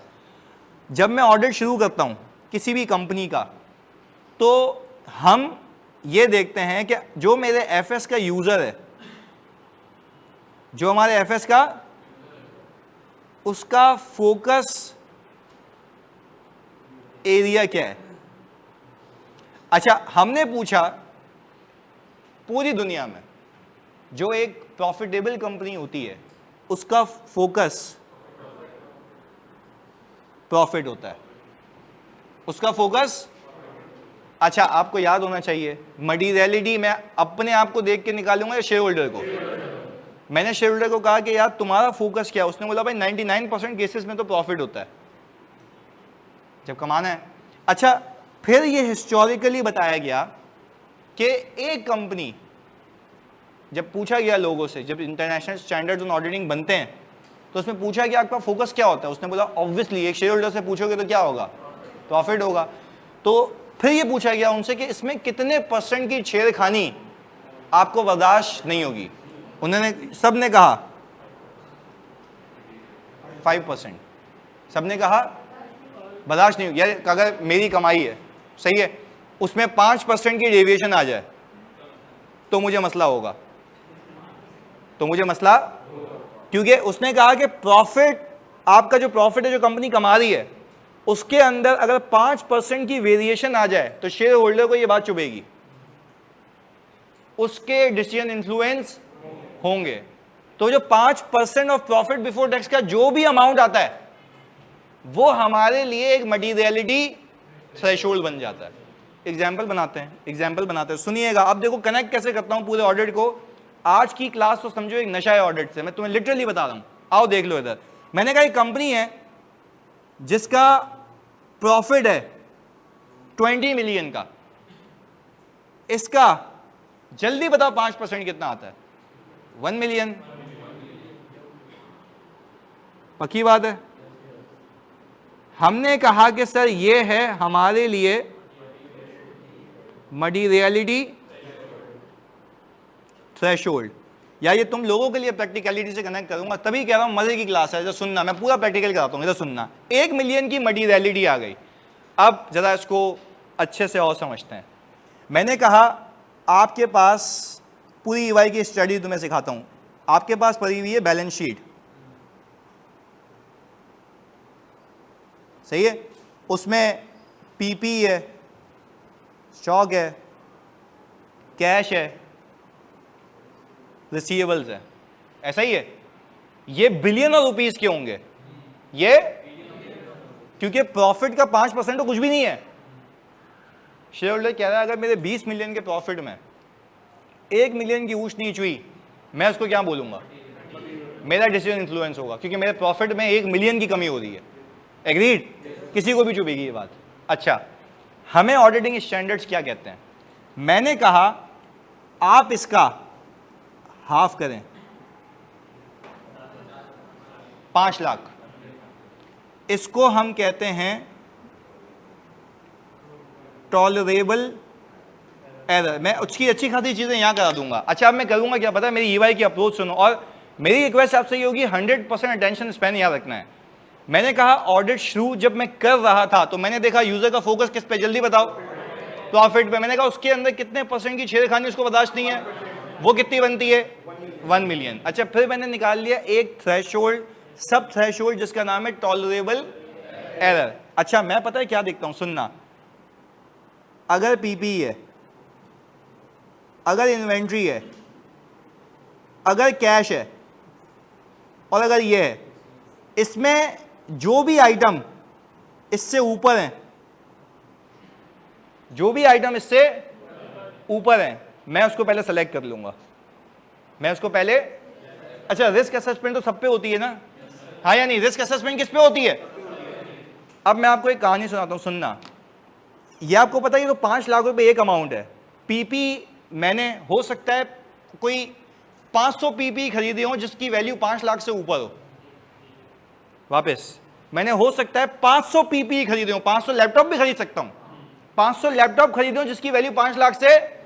पहले बताओ ऑनलाइन वालों, ये बात समझ आ रही है? जल्दी से साथ साथ भाई, ये बात समझ आ रही है कि हो सकता है कि मैंने जो पीपी खरीदे हो, 500 लैपटॉप खरीदे हो, उसकी वैल्यू 5 लाख से। मैं वो सारी इनवॉइसेस चेक करूंगा, क्योंकि इतना एरर मैं टॉलरेट नहीं कर सकता किसी भी एक हेड में, किसी भी, यानी समझे बात को। ऑडिट होता कैसे असल में? ईवाई में एटलीस्ट सुनो, पीपी को उठाया, ये बिलियन रुपीस का पीपी है। कितने का? अब इसके अंदर 5 लाख से ऊपर वाले जितने भी पीपी हैं वो मुझे वेरीफाई करने पड़ेंगे, वो मुझे वेरीफाई, क्योंकि वो एक गलती, एक इनवॉइस इससे ऊपर निकली, वो मटीरियलिटी तक पहुंचने लग जाएगी, और मुझे उससे क्या रखना है? क्योंकि मैंने वादा किया है कि मेरी जिम्मेदारी कौन सी मिसस्टेटमेंट है। तो भाई आप मुझे एक बात बताओ ना, आपने लोअर थ्रेशोल्ड लगाया इसलिए कि सारे, ये समझो सिपाही बिठा दिए यहां पे, इससे ऊपर की जो भी चीज है वो 100% वेरीफाई होगी। इसको हम कहते हैं टेस्टिंग थ्रेशोल्ड। क्या कहते हैं? ये तो सारे टेस्ट करूंगा। अच्छा, फिर इसके नीचे जो वैल्यू होगी सैंपलिंग, इसके नीचे जो होगा वो क्या होगा? तो क्या वो चेक नहीं होगा? होगा, पर सैंपल पे होगा। अच्छा, अब कहानी को रिवर्ट करते हैं, सुनना, समझने की बात। सर अगर 250 मिलियन के एसेट्स हैं, कितने के? तो 250 मिलियन के एसेट्स हो सकते हैं, मैंने अभी आपको पीडीसीएल की बैलेंस शीट उस दिन अगर खोल के देखो, या पीआईबीडीएल की, बिलियन रुपीस के, मिलियन तो कुछ भी नहीं होता, बिलियन रुपीस के 200 बिलियन 300 बिलियन के एसेट्स होते हैं। कहने का मतलब यह है कि जब मैं वेरिफिकेशन करूंगा अपने ऑडिट पीरियड में, तो अगर मेरे पीपी के अंदर, चलो फॉर एग्जांपल रिसीवेबल पे आ गए या इन्वेंट्री पे आ गए, क्या ऐसा हो सकता है कि आपका कोई भी देखो फॉर एग्जांपल यहां पे इन्वेंट्री का बैलेंस आ रहा है, एग्जांपल 300 मिलियन का।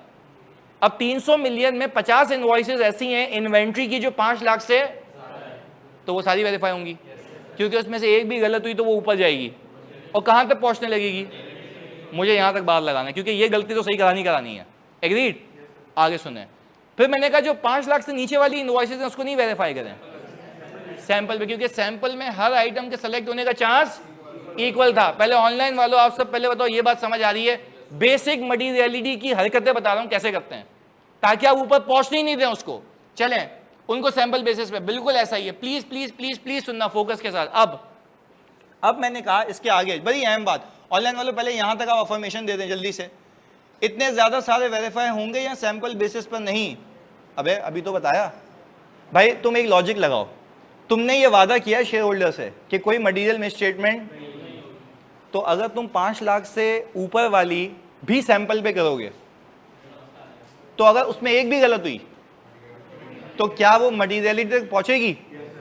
हम पहले उसको तो इंडिविजुअली कलेक्ट करके खत्म करते हैं जो 5 लाख से, अब मामला बच गए नीचे के, उसको हम किस पे करेंगे? सैंपल पे। तो मैं अगेन मैं फिर कह रहा हूं सैंपल पे इसलिए करूंगा क्योंकि उसमें भी सेलेक्ट होने का चांसेस हर किसी का इक्वल था। चलें ये बात समझ आ गई। अब तुम्हें एक और नई कहानी सुनाता हूं। एक कंपनी जिसमें तुम्हें रिस्क ज्यादा लग रहा है, इनहेरेंट रिस्क ज्यादा है, ये सारी चीजें, आप पता है वो जो ऊपर वाला 5% है ना, वो भी कम कर सकते हो। और मैं तुम्हें एक नई कहानी सुनाता हूं बड़ी हाई लेवल। देखो अगर आप अपना दिमाग चलाएंगे ना अभी इस वक्त कि ये कर लेंगे वो कर लेंगे, फजूल में आगे पीछे हो जाओगे। पहले मेरी स्टडी सुनोगे ऑडिट की, फिर हम सवालात इंटरटेन करेंगे, क्योंकि आपको कनेक्टेड रहना है। अब मैं एक चीज बोलने वाला हूं बड़ी इंपॉर्टेंट, उसको आपने समझना है। वापस से, मैंने ओवरऑल कंपनी की रिस्क असेसमेंट की, मुझे रिस्क लगा ज्यादा, यानी पीपी के कंट्रोल्स में मसला था, इन्वेंट्री के कंट्रोल्स हमने किए ना, क्वालिटी चेक वगैरह नहीं होती। अच्छा मैं आपसे पूछता हूं, 5 लाख से ऊपर वाले तो सारे चेक कर रहे हो, अगर इन्वेंट्री में तुम्हें रिस्क ज्यादा दिख रहा है तो जो सैंपल का साइज है, बात समझ आई? ये कर रहा था मैं, वहां पे ये सिखा रहा था कि यहां वो इंपैक्ट आएगा कि जब आप टेस्टिंग कर रहे होगे तो एक थ्रेशोल्ड तो सारे टेस्ट कर लोगे, उसके नीचे जो बच गए सैंपल पर, सैंपल कम या ज्यादा ये डिपेंड करता है तुम्हारी रिस्क असेसमेंट के ऊपर। पहले बताओ कहानी समझ आती है? वो वहां से ड्रिवन था, जो हम वहां पे सीख रहे थे। अच्छा अब एक एक करके चीज सुनते हैं। इधर मैं एक ना बड़ी खतरनाक बात कहने लगा हूं, इस बात को समझना ऑनलाइन वालों, तुम भी पार्टिसिपेट करना, तुम सब भी तुम्हारे लिए। सुनो, मुझे लगता है मैं जितनी मटीरियलिटी कम रखूंगा उतनी चीजें ज्यादा चेक होंगी। वापस से रिपीट करते हैं, मैं जितनी मटीरियलिटी उतनी चीजें, यानी इसको यूं कह लें सिंपल जबान में, जितना मेरा रिस्क ज्यादा है, छोटी से छोटी चीज भी मटीरियल है। नहीं आ रही बात समझ? देखिए भाई, जितना मेरा रिस्क, तो मैं ये कहूंगा मेरी हर छोटी से छोटी चीज इन एफएस मटीरियल है, क्योंकि आप खुद देख लो मटीरियलिटी कम आएगी तो टेस्टिंग थ्रेशोल्ड, तो चीजें ज्यादा, यानी फॉर एग्जांपल ये 5 लाख की जगह हो सकता है 2 लाख हो जाए, तो 2 लाख के ऊपर की जितनी भी इनवॉइसेस होंगी सब चेक करेंगे, और उसके नीचे जो है। अच्छा क्या ऐसा हो सकता है कि 2 लाख से नीचे 50,000 इनवॉइसेस हों, 10,000 की, 20 की, 25 की, 10 की, 20 की, 25 की, उसको सबको चेक करना है, सैंपल पे करना है। और सैंपल साइज कम या ज्यादा खुद डिसाइड करोगे रिस्क असेसमेंट पे। इनहेरेंट और कंट्रोल, इनहेरेंट और, पहले बताओ लॉजिकली बात समझ आ रही है? अच्छा भाई, अब सर अगर कुछ सैंपलिंग में आए और वो मिलकर मटीरियलिटी से क्रॉस कर गए। कैसी बातें कर रहा है भाई? भाई कुछ सैंपल में आए और वो मिलकर मटीरियलिटी से क्रॉस कर सकते हैं, करें? मैं उसको क्या कर रहा हूं? चेक कर रहा हूं। और वो चेक किया सही, चेक किया सही, चेक किया सही, चेक किया सही, चेक किया सही, 50 गलत निकले। 300 सेलेक्ट किए, 50 को जमा किया और देखा 5 लाख नहीं, 1 मिलियन से ऊपर जा रहे हैं या, और जो 5 लाख के सिपाही बिठाए थे वो तो चेक कर चुका हूं। अब जो छोटी छोटी गलतियां थी वो भी जमा कर ली और ये कोशिश की कि 5 लाख जो 1 मिलियन है उससे ऊपर। अच्छा, जब मैंने 1 मिलियन से कंपेयर किया तो वो उससे नीचे था। मैंने इसको बोला क्लाइंट को सही कर ले इसको, उसने बोला यार जाने दे यार। मैंने कहा चल अभी देखते हैं। मैं दूसरे हेड में गया, उसमें भी ये गलतियां, दोनों को मिलाया मटीरियलिटी से ऊपर। अब मैं बोलूंगा भाईजान your financial statements are not giving because this is the misstatement and I am considering this misstatement to be material. और क्या ऐसी हवा में कह दो थ्रेशोल्ड है? पहले बताओ, बात समझ आई? तो कैसे आप अलग अलग हेड से निकाल के जमा करते हो? और जो मैं गलतियां जमा करता हूं ना, इसको हम एक तरीके से कहते हैं समरी ऑफ अनकरेक्टेड मिसस्टेटमेंट्स। क्या कहते हैं? यानी हम ये कहें सर, हम जो भी चीजें, जो भी गलतियां निकलेंगी और वो सही नहीं करेगा, हम वो जमा करते रहेंगे। कहां पे? Summary of uncorrected. अच्छा, वो जो समरी ऑफ अनकरेक्टेड मिसस्टेटमेंट्स होंगी वो किससे कंपेयर होंगी? 1 मिलियन से। और जो इंडिविजुअल 5-5 लाख वाली थी, अच्छा अगर उसमें भंड होता वो भी तो जमा हो जाती। फिर हम तो कह रहे हैं वो पार हो चुकी है, वो छोटी छोटी में गेम हुई हुई, हमने उसको भी डिटेक्ट कर लिया। हम तो टारगेटेड पहुंचे, हमें रिस्क पता था पहले से ही कि यहाँ पहुंचना है। अच्छा, जब हमने, अच्छा अब आकिब कह रहे हैं सर क्यूमुलेटिव एरर रिपोर्ट के लिए देखते हैं। यस भाई, क्या आप किसी एक जगह एरर देखेंगे? सारी जगहों पे सारे एरर्स को जमा करेंगे और सारे एरर्स को जमा करने के बाद देखेंगे क्या उन सब का मिक्सचर मटीरियलिटी को क्रॉस कर रहा है या नहीं कर रहा। अच्छा, अगर कर रहा है तो आई बिलीव कि उसका प्रॉफिट 1 मिलियन से हिट होगा, हाँ या नहीं? और इस वजह से उसका इकोनॉमिक डिसीजन इन्फ्लुएंस होगा, क्योंकि वो अपने प्रॉफिट में 5% की छेड़खानी बर्दाश्त नहीं कर सकता। This was the logic behind it. पहले बताओ कहानी समझ आती है? तो हमने मटीरियलिटी, एक दो सवालात फिर बस ये। अच्छा, अब सर सैंपल में जो चीज रह गई, अच्छा देखो अब ये बात एक एक करके जवाबात देते हैं। वो कह रहा है आपने सैंपलिंग की और कोई चीज सैंपल में रह गई, 1 मिनट, कौन सी एश्योरेंस है? दूसरी चीज, आप तो रिस्क असेसमेंट करके सैंपलिंग कर रहे हैं ना, जहां पे रिस्क ज्यादा था वहां पे sample. If you are studying audit from me, it is impossible that you miss out anything. सीधी सी बात है, गलती होनी नहीं चाहिए। अभी उजैफा बैठा ना ईवाई में मेरे साथ है, उससे पूछो कहां से क्या गलतियां निकाल के उसने मुझे कहा कि सर एक्सपेंसेस आप देख रहे हैं मटीरियल में, मैंने वहां से एरर्स निकाल दिए सारे। लीज की accounting, right of use of asset की अकाउंटिंग नॉर्मल ऑपरेटिंग की हुई थी, और मैंने जब एक्सपेंसेस देखा वहां पे इंटरनेशनल लिखे हुए थे lease rental paid, lease rental paid. मैंने कहा भाई तो ऑपरेटिंग लीज कर रहा है, इसको क्या बुक करना चाहिए? Right of use of asset. तो वो एक्सपेंसेस से देख के कोलैबोरेट हो गया, क्योंकि वहां पे इतने छोटे छोटे एक्सपेंसेस थे, मैंने वहां पे सैंपलिंग ज्यादा कर दी। जो सैंपलिंग ज्यादा की तो मुझे सामने नजर आ गया। तो ये सारी चीजें, बात समझ आती है? अब एक एक करके मैं सवाल लेता हूं इधर। तो पहले ये बता दो, क्या आप लोग मुझे बताएं, मेरे सैंपल से कोई चीज वैसे तो मिस नहीं हो सकती, पर लाइक्लीहुड होता है, उस लाइक्लीहुड को आप खत्म कैसे करते हैं? रिस्क असेसमेंट से। जहां पे रिस्क आपका तो वहां पे सैंपल साइज भी, तो वो लाइक्लीहुड आपका कम हो जाता है, पहली चीज।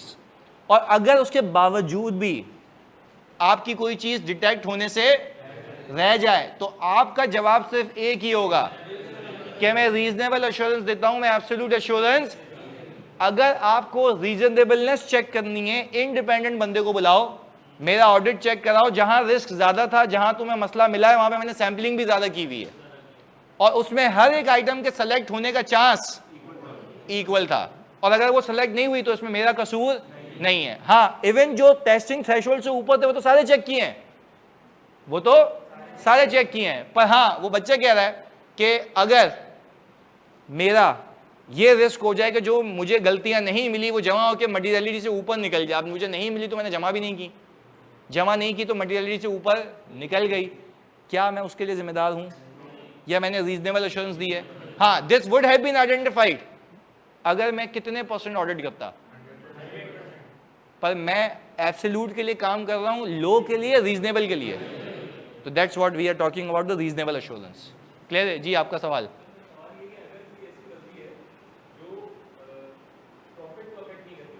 फिर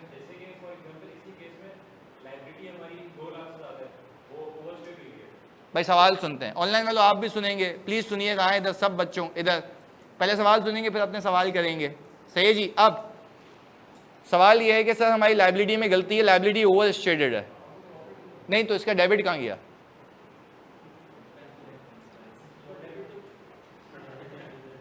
बाबू अकाउंटिंग, FAR2, FFR, इधर सुनो। कहने का मतलब है अबे क्रेडिट लायबिलिटी होगी तो डेबिट भी कुछ होगा ना, कैश डेबिट। चलो भाई सवाल आ गया, भाईजान सवाल आ गया, इधर जानी सुनना, तू उसकी आंखों में नहीं देखे, इधर देखे प्लीज जल्दी। इधर सवाल ये आ गया भाई, इन्होंने बोला कोई ऐसी गलती जो मेरे PNL को हिट, और उसकी सपोर्ट में एक व्यक्ति आए और उन्होंने कहा लायबिलिटी ज्यादा बुक हुई है, कैश भी ज्यादा बुक हुआ है, गलती है ना। तो मैं जब कैश की फिगर काउंट करूंगा तो मुझे कैश नहीं मिलेगा, मैं बोलूंगा कैश को राइट ऑफ करो, क्या हिट हो गया? प्रॉफिट। क्लियर है? लायबिलिटी को बोलूंगा नहीं है तो या तो बोलूंगा लायबिलिटी को भी रिवर्स करो, एसेट को भी। कहने का मतलब यह है कि मिस स्टेटमेंट प्रॉफिट को हिट नहीं करे। मैं बोल रहा हूं ये एक थ्रेशोल्ड है कि इस अमाउंट के ऊपर चाहे बैलेंस शीट की गलती क्यों ना हो, मुझे मंजूर नहीं है। मैं क्यों बिला वजह कैश ओवर स्टेटेड दिखा रहा हूं, मैं क्यों बिला वजह लायबिलिटी ओवर स्टेटेड दिखा रहा हूं, जो कि होनी नहीं चाहिए। कैश काउंट में तो सामने आ जाएगी, वो कैसे हो सकता है? क्लियर है?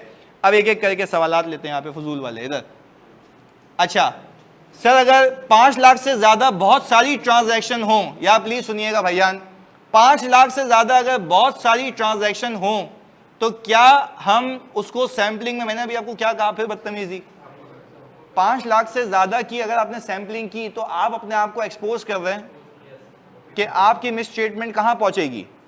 मटीरियलिटी पे। तो उसको कंट्रोल करने के लिए पहले तो यहीं पे ही खत्म करो उसको। एग्रीड? टेस्टिंग थ्रेशोल्ड पे। अच्छा उसके नीचे के जो हैं तो उसको चेक करके मुझे एक रीजनेबल कि इस हेड में कोई ऐसी गलती नहीं है जो मटीरियलिटी को पहुंचे, फिर दूसरा हेड, फिर तीसरा हेड, फिर चौथा हेड, फिर पांचवा, छठा, एंड सो ऑन। जब ये चलते चलते चलते चलते आगे जाते रहेंगे तो हमारी गलतियां जमा होती रहेंगी। अब मैं तुम सबसे पूछता हूं, तुमने गलतियां जमा की और गलतियों की जमा होने के नताइज ये निकले कि वो मटीरियलिटी से ऊपर चले गए, क्या रिपोर्ट मॉडिफाई होगी? पहले क्लाइंट को बोलोगे सही करो, पहले क्लाइंट को बोलोगे सही करो। अच्छा अब अगर मैं तुमसे ये पूछूं कि क्लाइंट बोलता है कि भाई निकलो यहां से, हम सही, अच्छा अब आपके पास क्या हल है इसका? रिपोर्ट क्या करेंगे? EOM दे दें, मॉडिफाई कर देंगे। पर अब you are modifying your report because there is a miss statement और मटीरियल मिस स्टेटमेंट, एंड आपकी मटीरियलिटी थ्रेशोल्ड आपको पता है कैसे निकलता है? ये रहा। पहले बताओ बात समझ आती है? एक और एग्जांपल, एक और एग्जांपल। अच्छा भाई हसान कह रहे हैं, देखो फिर छोटी सोच, अगर वो सिर्फ 2-3 सही कर ले, अबे तो बेवकूफी की हद है, 2-3 सही कर ले फिर भी देखोगे मटीरियलिटी से ऊपर है या? सर वो 50 सही कर ले फिर भी देखेंगे मटीरियलिटी से ऊपर है या नहीं है। हाँ अगर, चलो एक और बात बताता हूं तुम्हें, बात से बात निकली है तो सुनाई देता हूं। जब मिस स्टेटमेंट होती है ना, प्लीज सुनना, ये बड़ी अहम बात सिखा रहा हूं और आगे कनेक्ट भी करूंगा इसको। मैंने तो पूरा मटीरियलिटी का चैप्टर करा दिया तुम्हें बातों बातों में, तो सुनो आगे। अब मैंने ये कहा, ऑनलाइन में तो तुम्हें सुनना है, चलें प्लीज सुनना। मैंने ये कहा समझने के लिए कि जब गलतियां निकली और उसने 3 सही कर ली, मटीरियलिटी से नीचे ले आया, मटीरियलिटी से, ये इतनी इंपॉर्टेंट बात बता रहा हूं फिर आगे काम आएगी, तो फोकस होकर सुननी है। मटीरियलिटी से, ऑनलाइन वाला भी कोई लिखेगा नहीं, से सुनना है तुम लोगों ने। मटीरियलिटी से नीचे ले आया, इमटीरियल हो गई, हाँ या नहीं? अच्छा मैं मैनेजमेंट को ऑडिट के आखिर में एक लेटर साइन कराता हूं, ऑडिट के, वो भी आगे बताऊंगा क्या होता है, अभी उसकी बात नहीं करते। जब ऑडिट हो जाता है ना, मैं CFO को बोलता हूं और CEO को बोलता हूं, क्योंकि फाइनेंशियल पे साइन कौन करता है? CFO और डायरेक्टर्स। कितने लोग? CFO और डायरेक्टर। मैं तीनों को बोलूंगा इस कागज पे साइन करो, ये मिस स्टेटमेंट्स हो, तुम इसको इमटेरियल कह रहे हो, तुम इसको। 1000 केसेस में ऐसा हुआ है, सीईओ बोलता है पागल हो गए इमटेरियल है। मैंने कहा तुम्हारी मैनेजमेंट कह रही है। बोला नहीं यार सही करते हैं, सही हो गई और नीचे आ गया। अच्छा अब यही चीज मैं एजीएम में लेके चला जाऊं, अब बोल रहे आप क्लियर, अब सुनो यही तो बात है, ऐसे ही थोड़ी ना गेम है। सुनो यही चीज मैं एजीएम में लेके चला जाऊं और एजीएम में ये पेश करे ऑडिटर कि भाई आपकी मैनेजमेंट कह रही है ये अनकरेक्टेड मिस स्टेटमेंट्स इमटेरियल हैं। अनकरेक्टेड क्या ही है?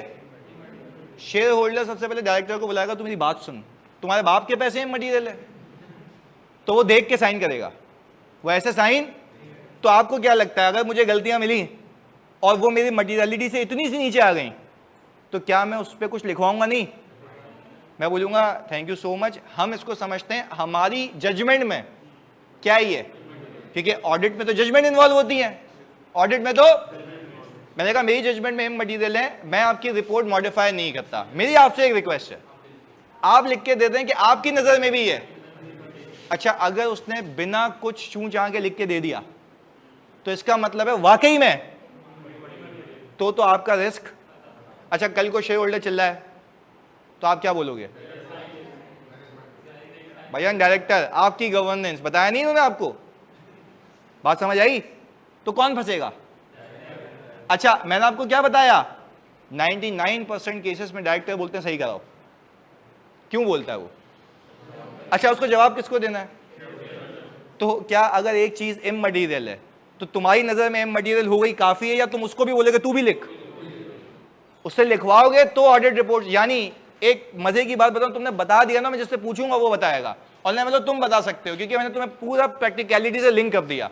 इधर एक गलती थी, मैं कह रहा हूं इमटेरियल है, सही है, और मैनेजमेंट जो है उसको कह रही है कि हम साइन नहीं करके दे रहे, हम साइन, तो ये आप क्या करेंगे रिपोर्ट में? फिर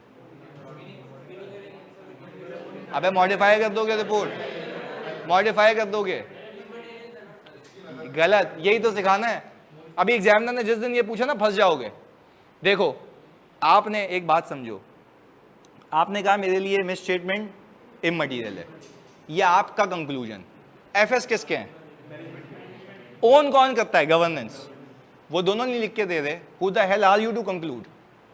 फाइनेंशियल किसके हैं? वो ओके देगी आपकी जजमेंट में। आप लिखते हो in our judgement these misstatements that have been summed up are immaterial, can you please sign and tell us that you also consider the ये मिस स्टेटमेंट्स क्या है। अगर उसने साइन कर दिया तो बिस्मिल्लाह, तो कोई मसले वाली बात नहीं। अच्छा अगर उसने साइन, तो आप ये कहोगे इमटेरियल है, या आपको ये समझ आ गई कि उसकी नजर में मटेरियल ज्यादा क्लोज टू शेयर होल्डर कौन है, आप या डायरेक्टर? तो मुझे आप एक बात बताएं, अगर अब बोले लेवल मजा आ गया तो सुनो, अब मुझे एक बात बताओ, जब डायरेक्टर ज्यादा क्लोज हैं तो उनको पता है ना उनको कितनी अमाउंट है जो चुभेगी, कितनी अमाउंट पे वो जलील होंगे। अगर वो साइन नहीं कर रहे इसका मतलब है वो अमाउंट अभी भी क्या कहलाएगी, और आपकी जजमेंट में मटेरियलिटी गलत थी, आपकी जजमेंट में मटेरियलिटी। एनीवेज आप कंक्लूजन पे पहुंच गए कि financial statements are not giving true and fair view. पहले बताओ बात समझ आती है? इवन इस केस में ये भी होता है, आपको बताऊं जब ऐसे सिनेरियोज होते हैं मैं तुम्हें रिस्क असेसमेंट सिखाता हूं, जब ऐसी चीज हुए ना मैं ऑडिट वापस शुरू करता हूं, मैं बोलता हूं मटेरियलिटी गलत है, थ्रेशोल्ड को और नीचे करता हूं, टेस्टिंग थ्रेशोल्ड को और नीचे करता हूं, तो जो ट्रांजैक्शन पहले 5 लाख पे आ रही थी अब वो वापस से टेस्ट करूंगा, ये देखने के लिए कि कोई चीज मिस तो नहीं हो गई। इसको हम कहते हैं रिवीजन इन रिस्क असेसमेंट। क्या कहते हैं? तो क्या ये मैं ऐसे ही मजबूरी में कह रहा हूं या कोई हालात वाकयात हैं? और हालात वाकयात मुझे सोचने पे मजबूर कर रहे हैं कि मेरी मटेरियलिटी जो मैंने पहले निकाली थी वो गलत थी, मुझे परसेंटेज कम रखनी चाहिए थी, क्योंकि यहां पे रिस्क, क्योंकि ऐसे लोग जो अपनी गलती को ओन नहीं कर रहे तो फाइनेंशियल में कुछ भी हो सकता है। तो मैंने क्या करना है, मैंने अपने मटेरियलिटी थ्रेशोल्ड को उतना ही रखना है या कम रखना है? क्योंकि तुम्हें पता है कि सामने वाला बंदा खुद तस्लीम कर गया ये बात, ना कहे हुए कि उसके लिए ये अमाउंट मटेरियल है, तो दैट मींस कि तुम्हारी मटेरियलिटी तुमने क्या निकाली हुई है, होनी चाहिए। अब सोचो, वापस सोचो, अगर तुम्हारी मटेरियलिटी कम होती तो तुम्हारा टेस्टिंग थ्रेशोल्ड, तो तुम्हारा काम जो कि तुमने कम किया हुआ है, तो क्या वापस से होगा काम? यस, अब वापस से काम होगा, वापस से चेकिंग होगी, फिर क्यूमुलेटिव गलतियां निकाल के फिर जाओगे। सर साइन करते हैं, सही कर रहे हैं? हाँ या अगर नहीं करते अब आप बोलेंगे बाबू खत्म, मॉडिफाइड ओपिनियन। पहले बताओ कहानी समझ आई? तो this is how you go. अच्छा अब सर ऐसे तो वो बहुत सारा काम करवा देंगे, तो क्या आप मुफ्त में काम कर रहे हैं या पैसे लिए हैं? तो आप काम करेंगे। अच्छा वैसे जब ऐसे बच्चे होते हैं ना, जैसे एमएल कह रहा है यहाँ पे, सुनना, तो ये वो वाले बच्चे होते हैं जो पैसे तो ले लिए, काम पूरा नहीं किया।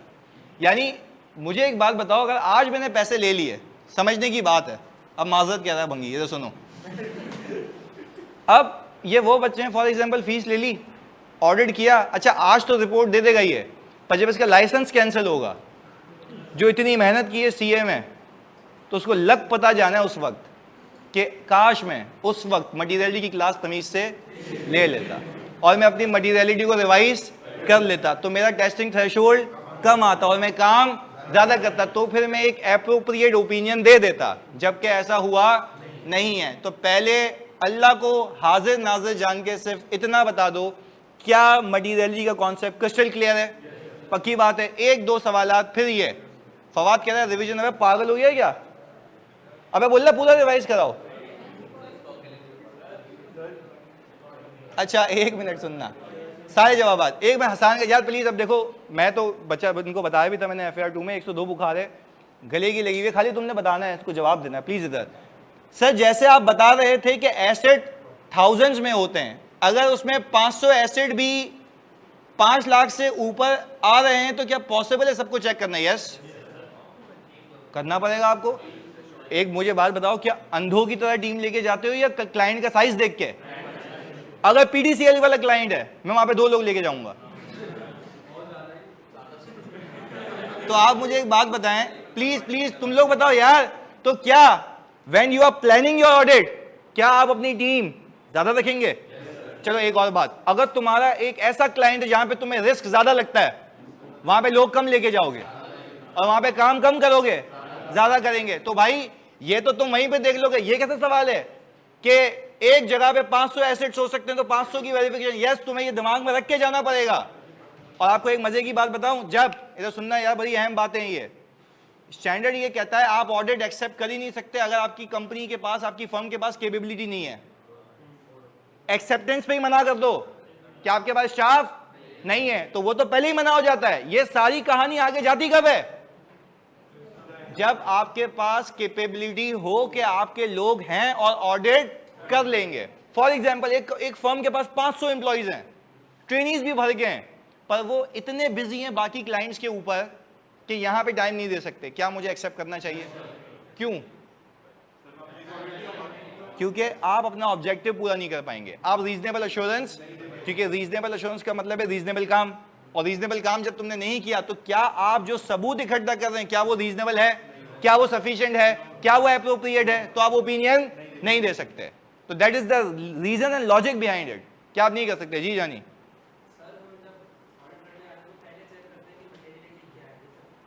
ऑडिट करने के जाने से पहले मेरे पास FS तो होते हैं ना, तो मैं डाउनलोड करके देख लेता हूं कि भाई FS में क्या क्या आ रहा है, क्योंकि क्लाइंट एक्सेप्ट करने से पहले आप देखते हो क्लाइंट की वेल्थ क्या है, उसके हिसाब से उसकी फीस। अब for example billion of rupees की क्लाइंट है जिसका अब PDCL का रेवेन्यू पता है 115 बिलियन है, 115।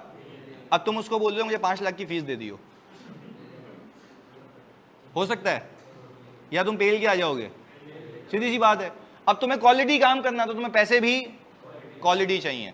अब तुमने क्लाइंट का देखा पोर्टफोलियो इतना है तो काम भी ज्यादा है, काम ज्यादा है तो पैसा भी और तुम्हारे रिसोर्सेज भी ज्यादा होंगे। तो ये तुम्हें बात पहले पता होनी चाहिए, ये बात तुम्हें पहले पता होनी चाहिए कि मुझे कितने स्टाफ वहां पे चाहिए, वो लेके जाओगे अप्रोप्रिएटली। बात समझ आती है? चलें एक दो और सवाल। टॉलरेबल एरर परफॉर्मेंस में बिल्कुल ऐसा ही है।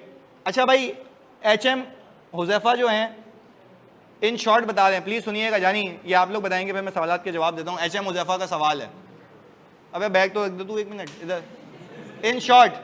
इन शॉर्ट अगर ऑडिटेड FS में और प्रॉफिट में 5% से ज्यादा का फर्क हो तो मटेरियल नहीं भाईजान, ऑडिटेड एफएस में प्रॉफिट बिफोर टैक्स के 5% से ज्यादा की कोई मिस स्टेटमेंट हो तो मटेरियल, ऐसा ही है, ये बात है।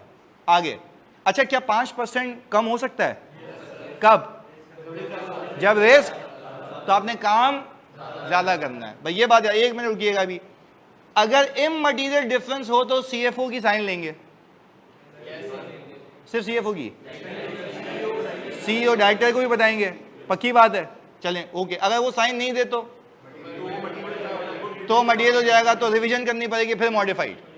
क्लियर है? क्योंकि सामने वाले की नीयत का अंदाजा आपको हो चुका है। Unless they are not going, अच्छा देखो ये भी तो हो सकता है ना एजीएम में तुम्हें जलील करे शेयर होल्डर बोले तू कौन होता है डिसाइड करने वाला, एफएस किसके हैं? हमारे मैनेजमेंट के, उससे क्यों नहीं लिखवाया? तो मैनेजमेंट बोलेगी हमारे पास तो आए नहीं थे ये लोग, खुद ही ओपिनियन दे दिया, हम तो बोलते सही करो, बताया ही नहीं इसने। तो मुझे एक बात बताओ, बात समझ आ रही है? तो कहने का मतलब ये कि पहले आपने किससे पूछना है? मैनेजमेंट से। अच्छा भाई 10 सवाल एक साथ आ गए इधर। हमाद भाई ये सुनो जल्दी से यार प्लीज। हमाद भाई क्या कह रहे हैं? सब मतलब मैनेजमेंट नहीं साइन कर रही तो मतलब एफएस में कोई भंड है क्या? सही कह रहे हैं? यही तो शक व शुबा है। अगर वो सामने से जवाब नहीं दे रही तो इसका मतलब क्या है? कोई मसला है, रजामंदी नहीं है। इधर चलो, इधर प्लीज फोकस। अच्छा भाई शहीद भाई कह रहे हैं, एक मिनट सर, बैलेंस शीट के हर लाइन आइटम के भी इंडिविजुअल थ्रेशोल्ड होते हैं। यस, अगर बैलेंस शीट में, जानी प्लीज सुनना, अगर बैलेंस शीट में एक लाइन आइटम में तुम्हें वहां पे अलग से रिस्क ज्यादा दिख रहा है तो वहां पे छोटा थ्रेशोल्ड कर सकते हो ताकि वहां पे काम, तो आप बैलेंस शीट के इंडिविजुअल लाइन आइटम पे अलग से थ्रेशोल्ड निकाल सकते हो बेस्ड ऑन कि वहां पे रिस्क। तो तुम्हें क्या इंटरनल कंट्रोल से रिस्क पता लगे थे? अगर वहां पे बहुत सारे कंट्रोल फारिग हैं तो वहां पे तुम्हारा थ्रेशोल्ड क्या होता रहेगा और तुम्हारा रिस्क, और उस रिस्क को कंट्रोल करने के तुम्हें चेकिंग, तभी तुम थ्रेशोल्ड कम रखोगे ताकि कोई भी चीज डिटेक्ट होने से रह ना जाए। ये वाली बात है, क्लियर है? अच्छा भाई अब एक मिनट, आखिरी चीज है, इसके बाद नहीं जवाब दूंगा। डू आस्क बिफोर ऑडिटिंग और in the end what is material to them. Yes, Sania कह रही हैं do ask before giving an opinion to actually know that what is material for them. यही बोला मैंने, ऐसा ही है, ओके आगे। अच्छा भाई शैजिल भाई, शैजिल भाई मार्केट में नया है, इधर सुनो। सर मैनेजमेंट लिख के नहीं दे रही, रो रहे हैं भाई है, तो मतलब जो लिख के नहीं दिया तो उसमें सबूत नहीं मिला। यस, अगर उसने लिख के नहीं दिया तो मुझे सबूत नहीं मिल रहा। भाई यही कह रहा हूं मैं भी सुबह से, यही है। अच्छा अब आपका सवाल था, फिर हम 2-3 सवालात और, सबने सुनना है यार, तुम लोगों के लिए क्लास है जी।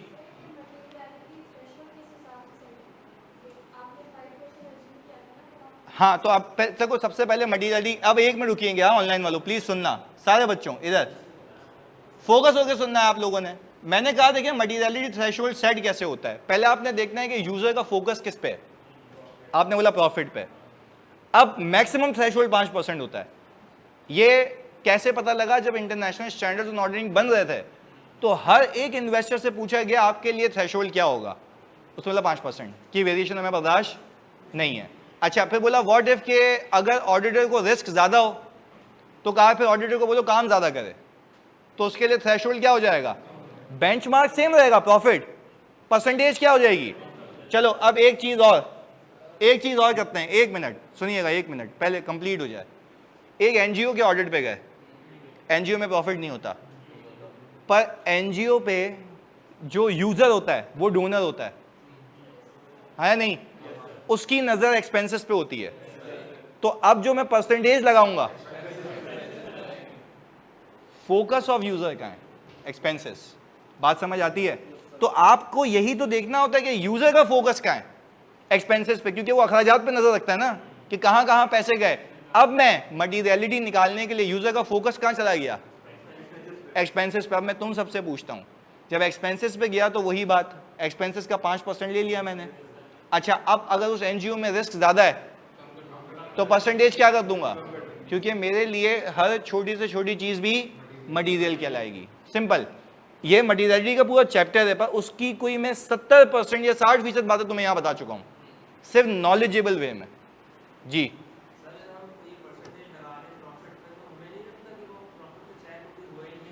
प्रॉफिट को भी चेक, इसीलिए तो परसेंटेज निकाल लो चेक करने के लिए। तो प्रॉफिट की भाई देखो वो बोल रहा है हमने चेक किया और हमने सही करवा दिया और प्रॉफिट के अंदर चेंज आ गया तो वो सही हो गया ना। तो यही तो मकसद था, ये निकाला क्यों है, चर्सी निकाला इसलिए कि सही कराना है, क्योंकि इतने की गलती उसको इस गिवन प्रॉफिट में बर्दाश्त, वही तो सही करा रहा हूं। अच्छा अब जल्दी आगे। सर आप बोल रहे कि परसेंटेज हम लोग कम करेंगे, हाँ भाई सुनना है, हमने बोला कि सर परसेंटेज को हम कम करेंगे जी, अगर रिस्क वो होगा इंक्रीज होगा रिस्क इंक्रीज होगा। तो फिर सर ऐसे हम लोग एब्सोल्यूट एफिशिएंसी कर दिया नहीं नहीं एब्सोल्यूट नहीं जा रहे ना, इवन क्या परसेंटेज कम करके क्या नीचे की सारी चीजें चेक कर रहे हो, एक मिनट ना जानी, नीचे की सारी चीजें चेक कर रहे हो या थ्रेशोल्ड बढ़ रहा है, यानी आपका जो टेस्टिंग थ्रेशोल्ड है वो कम हो गया और अब पहले 5 लाख के ऊपर की सारी इनवॉइसेस चेक हो रही थी, अब हो सकता है 4 लाख के ऊपर वाली हो रही हो, उसमें से 10 और सेलेक्ट हो जाएं। पर अब जो सैम्पलिंग के लिए है वो स्टिल सैम्पलिंग के लिए है, वो तो सारी चेक नहीं हो रही ना। Absolute means you are checking everything in the financial statement, still you are not checking everything in the, हाँ ये है कि आप अपनी रिस्क असेसमेंट को क्या कर रहे हैं, चेंज कर रहे हैं, क्योंकि आपकी मटीरियलिटी चेंज हो चुकी है, क्योंकि आप ये खुद कह रहे हैं कि मेरे लिए मटीरियल अमाउंट अब कुछ और है।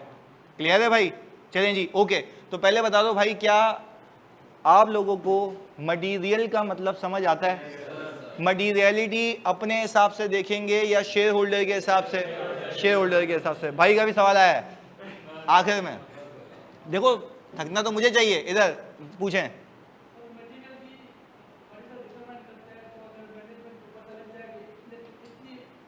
अच्छा ये बात पूछी ना भाई ने, फुल चोर दिमाग है, तो सुनो क्या बोला भाई ने इधर प्लीज।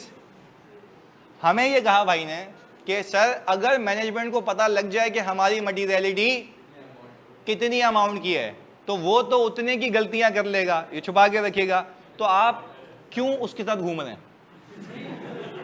यानी फॉर एग्जाम्पल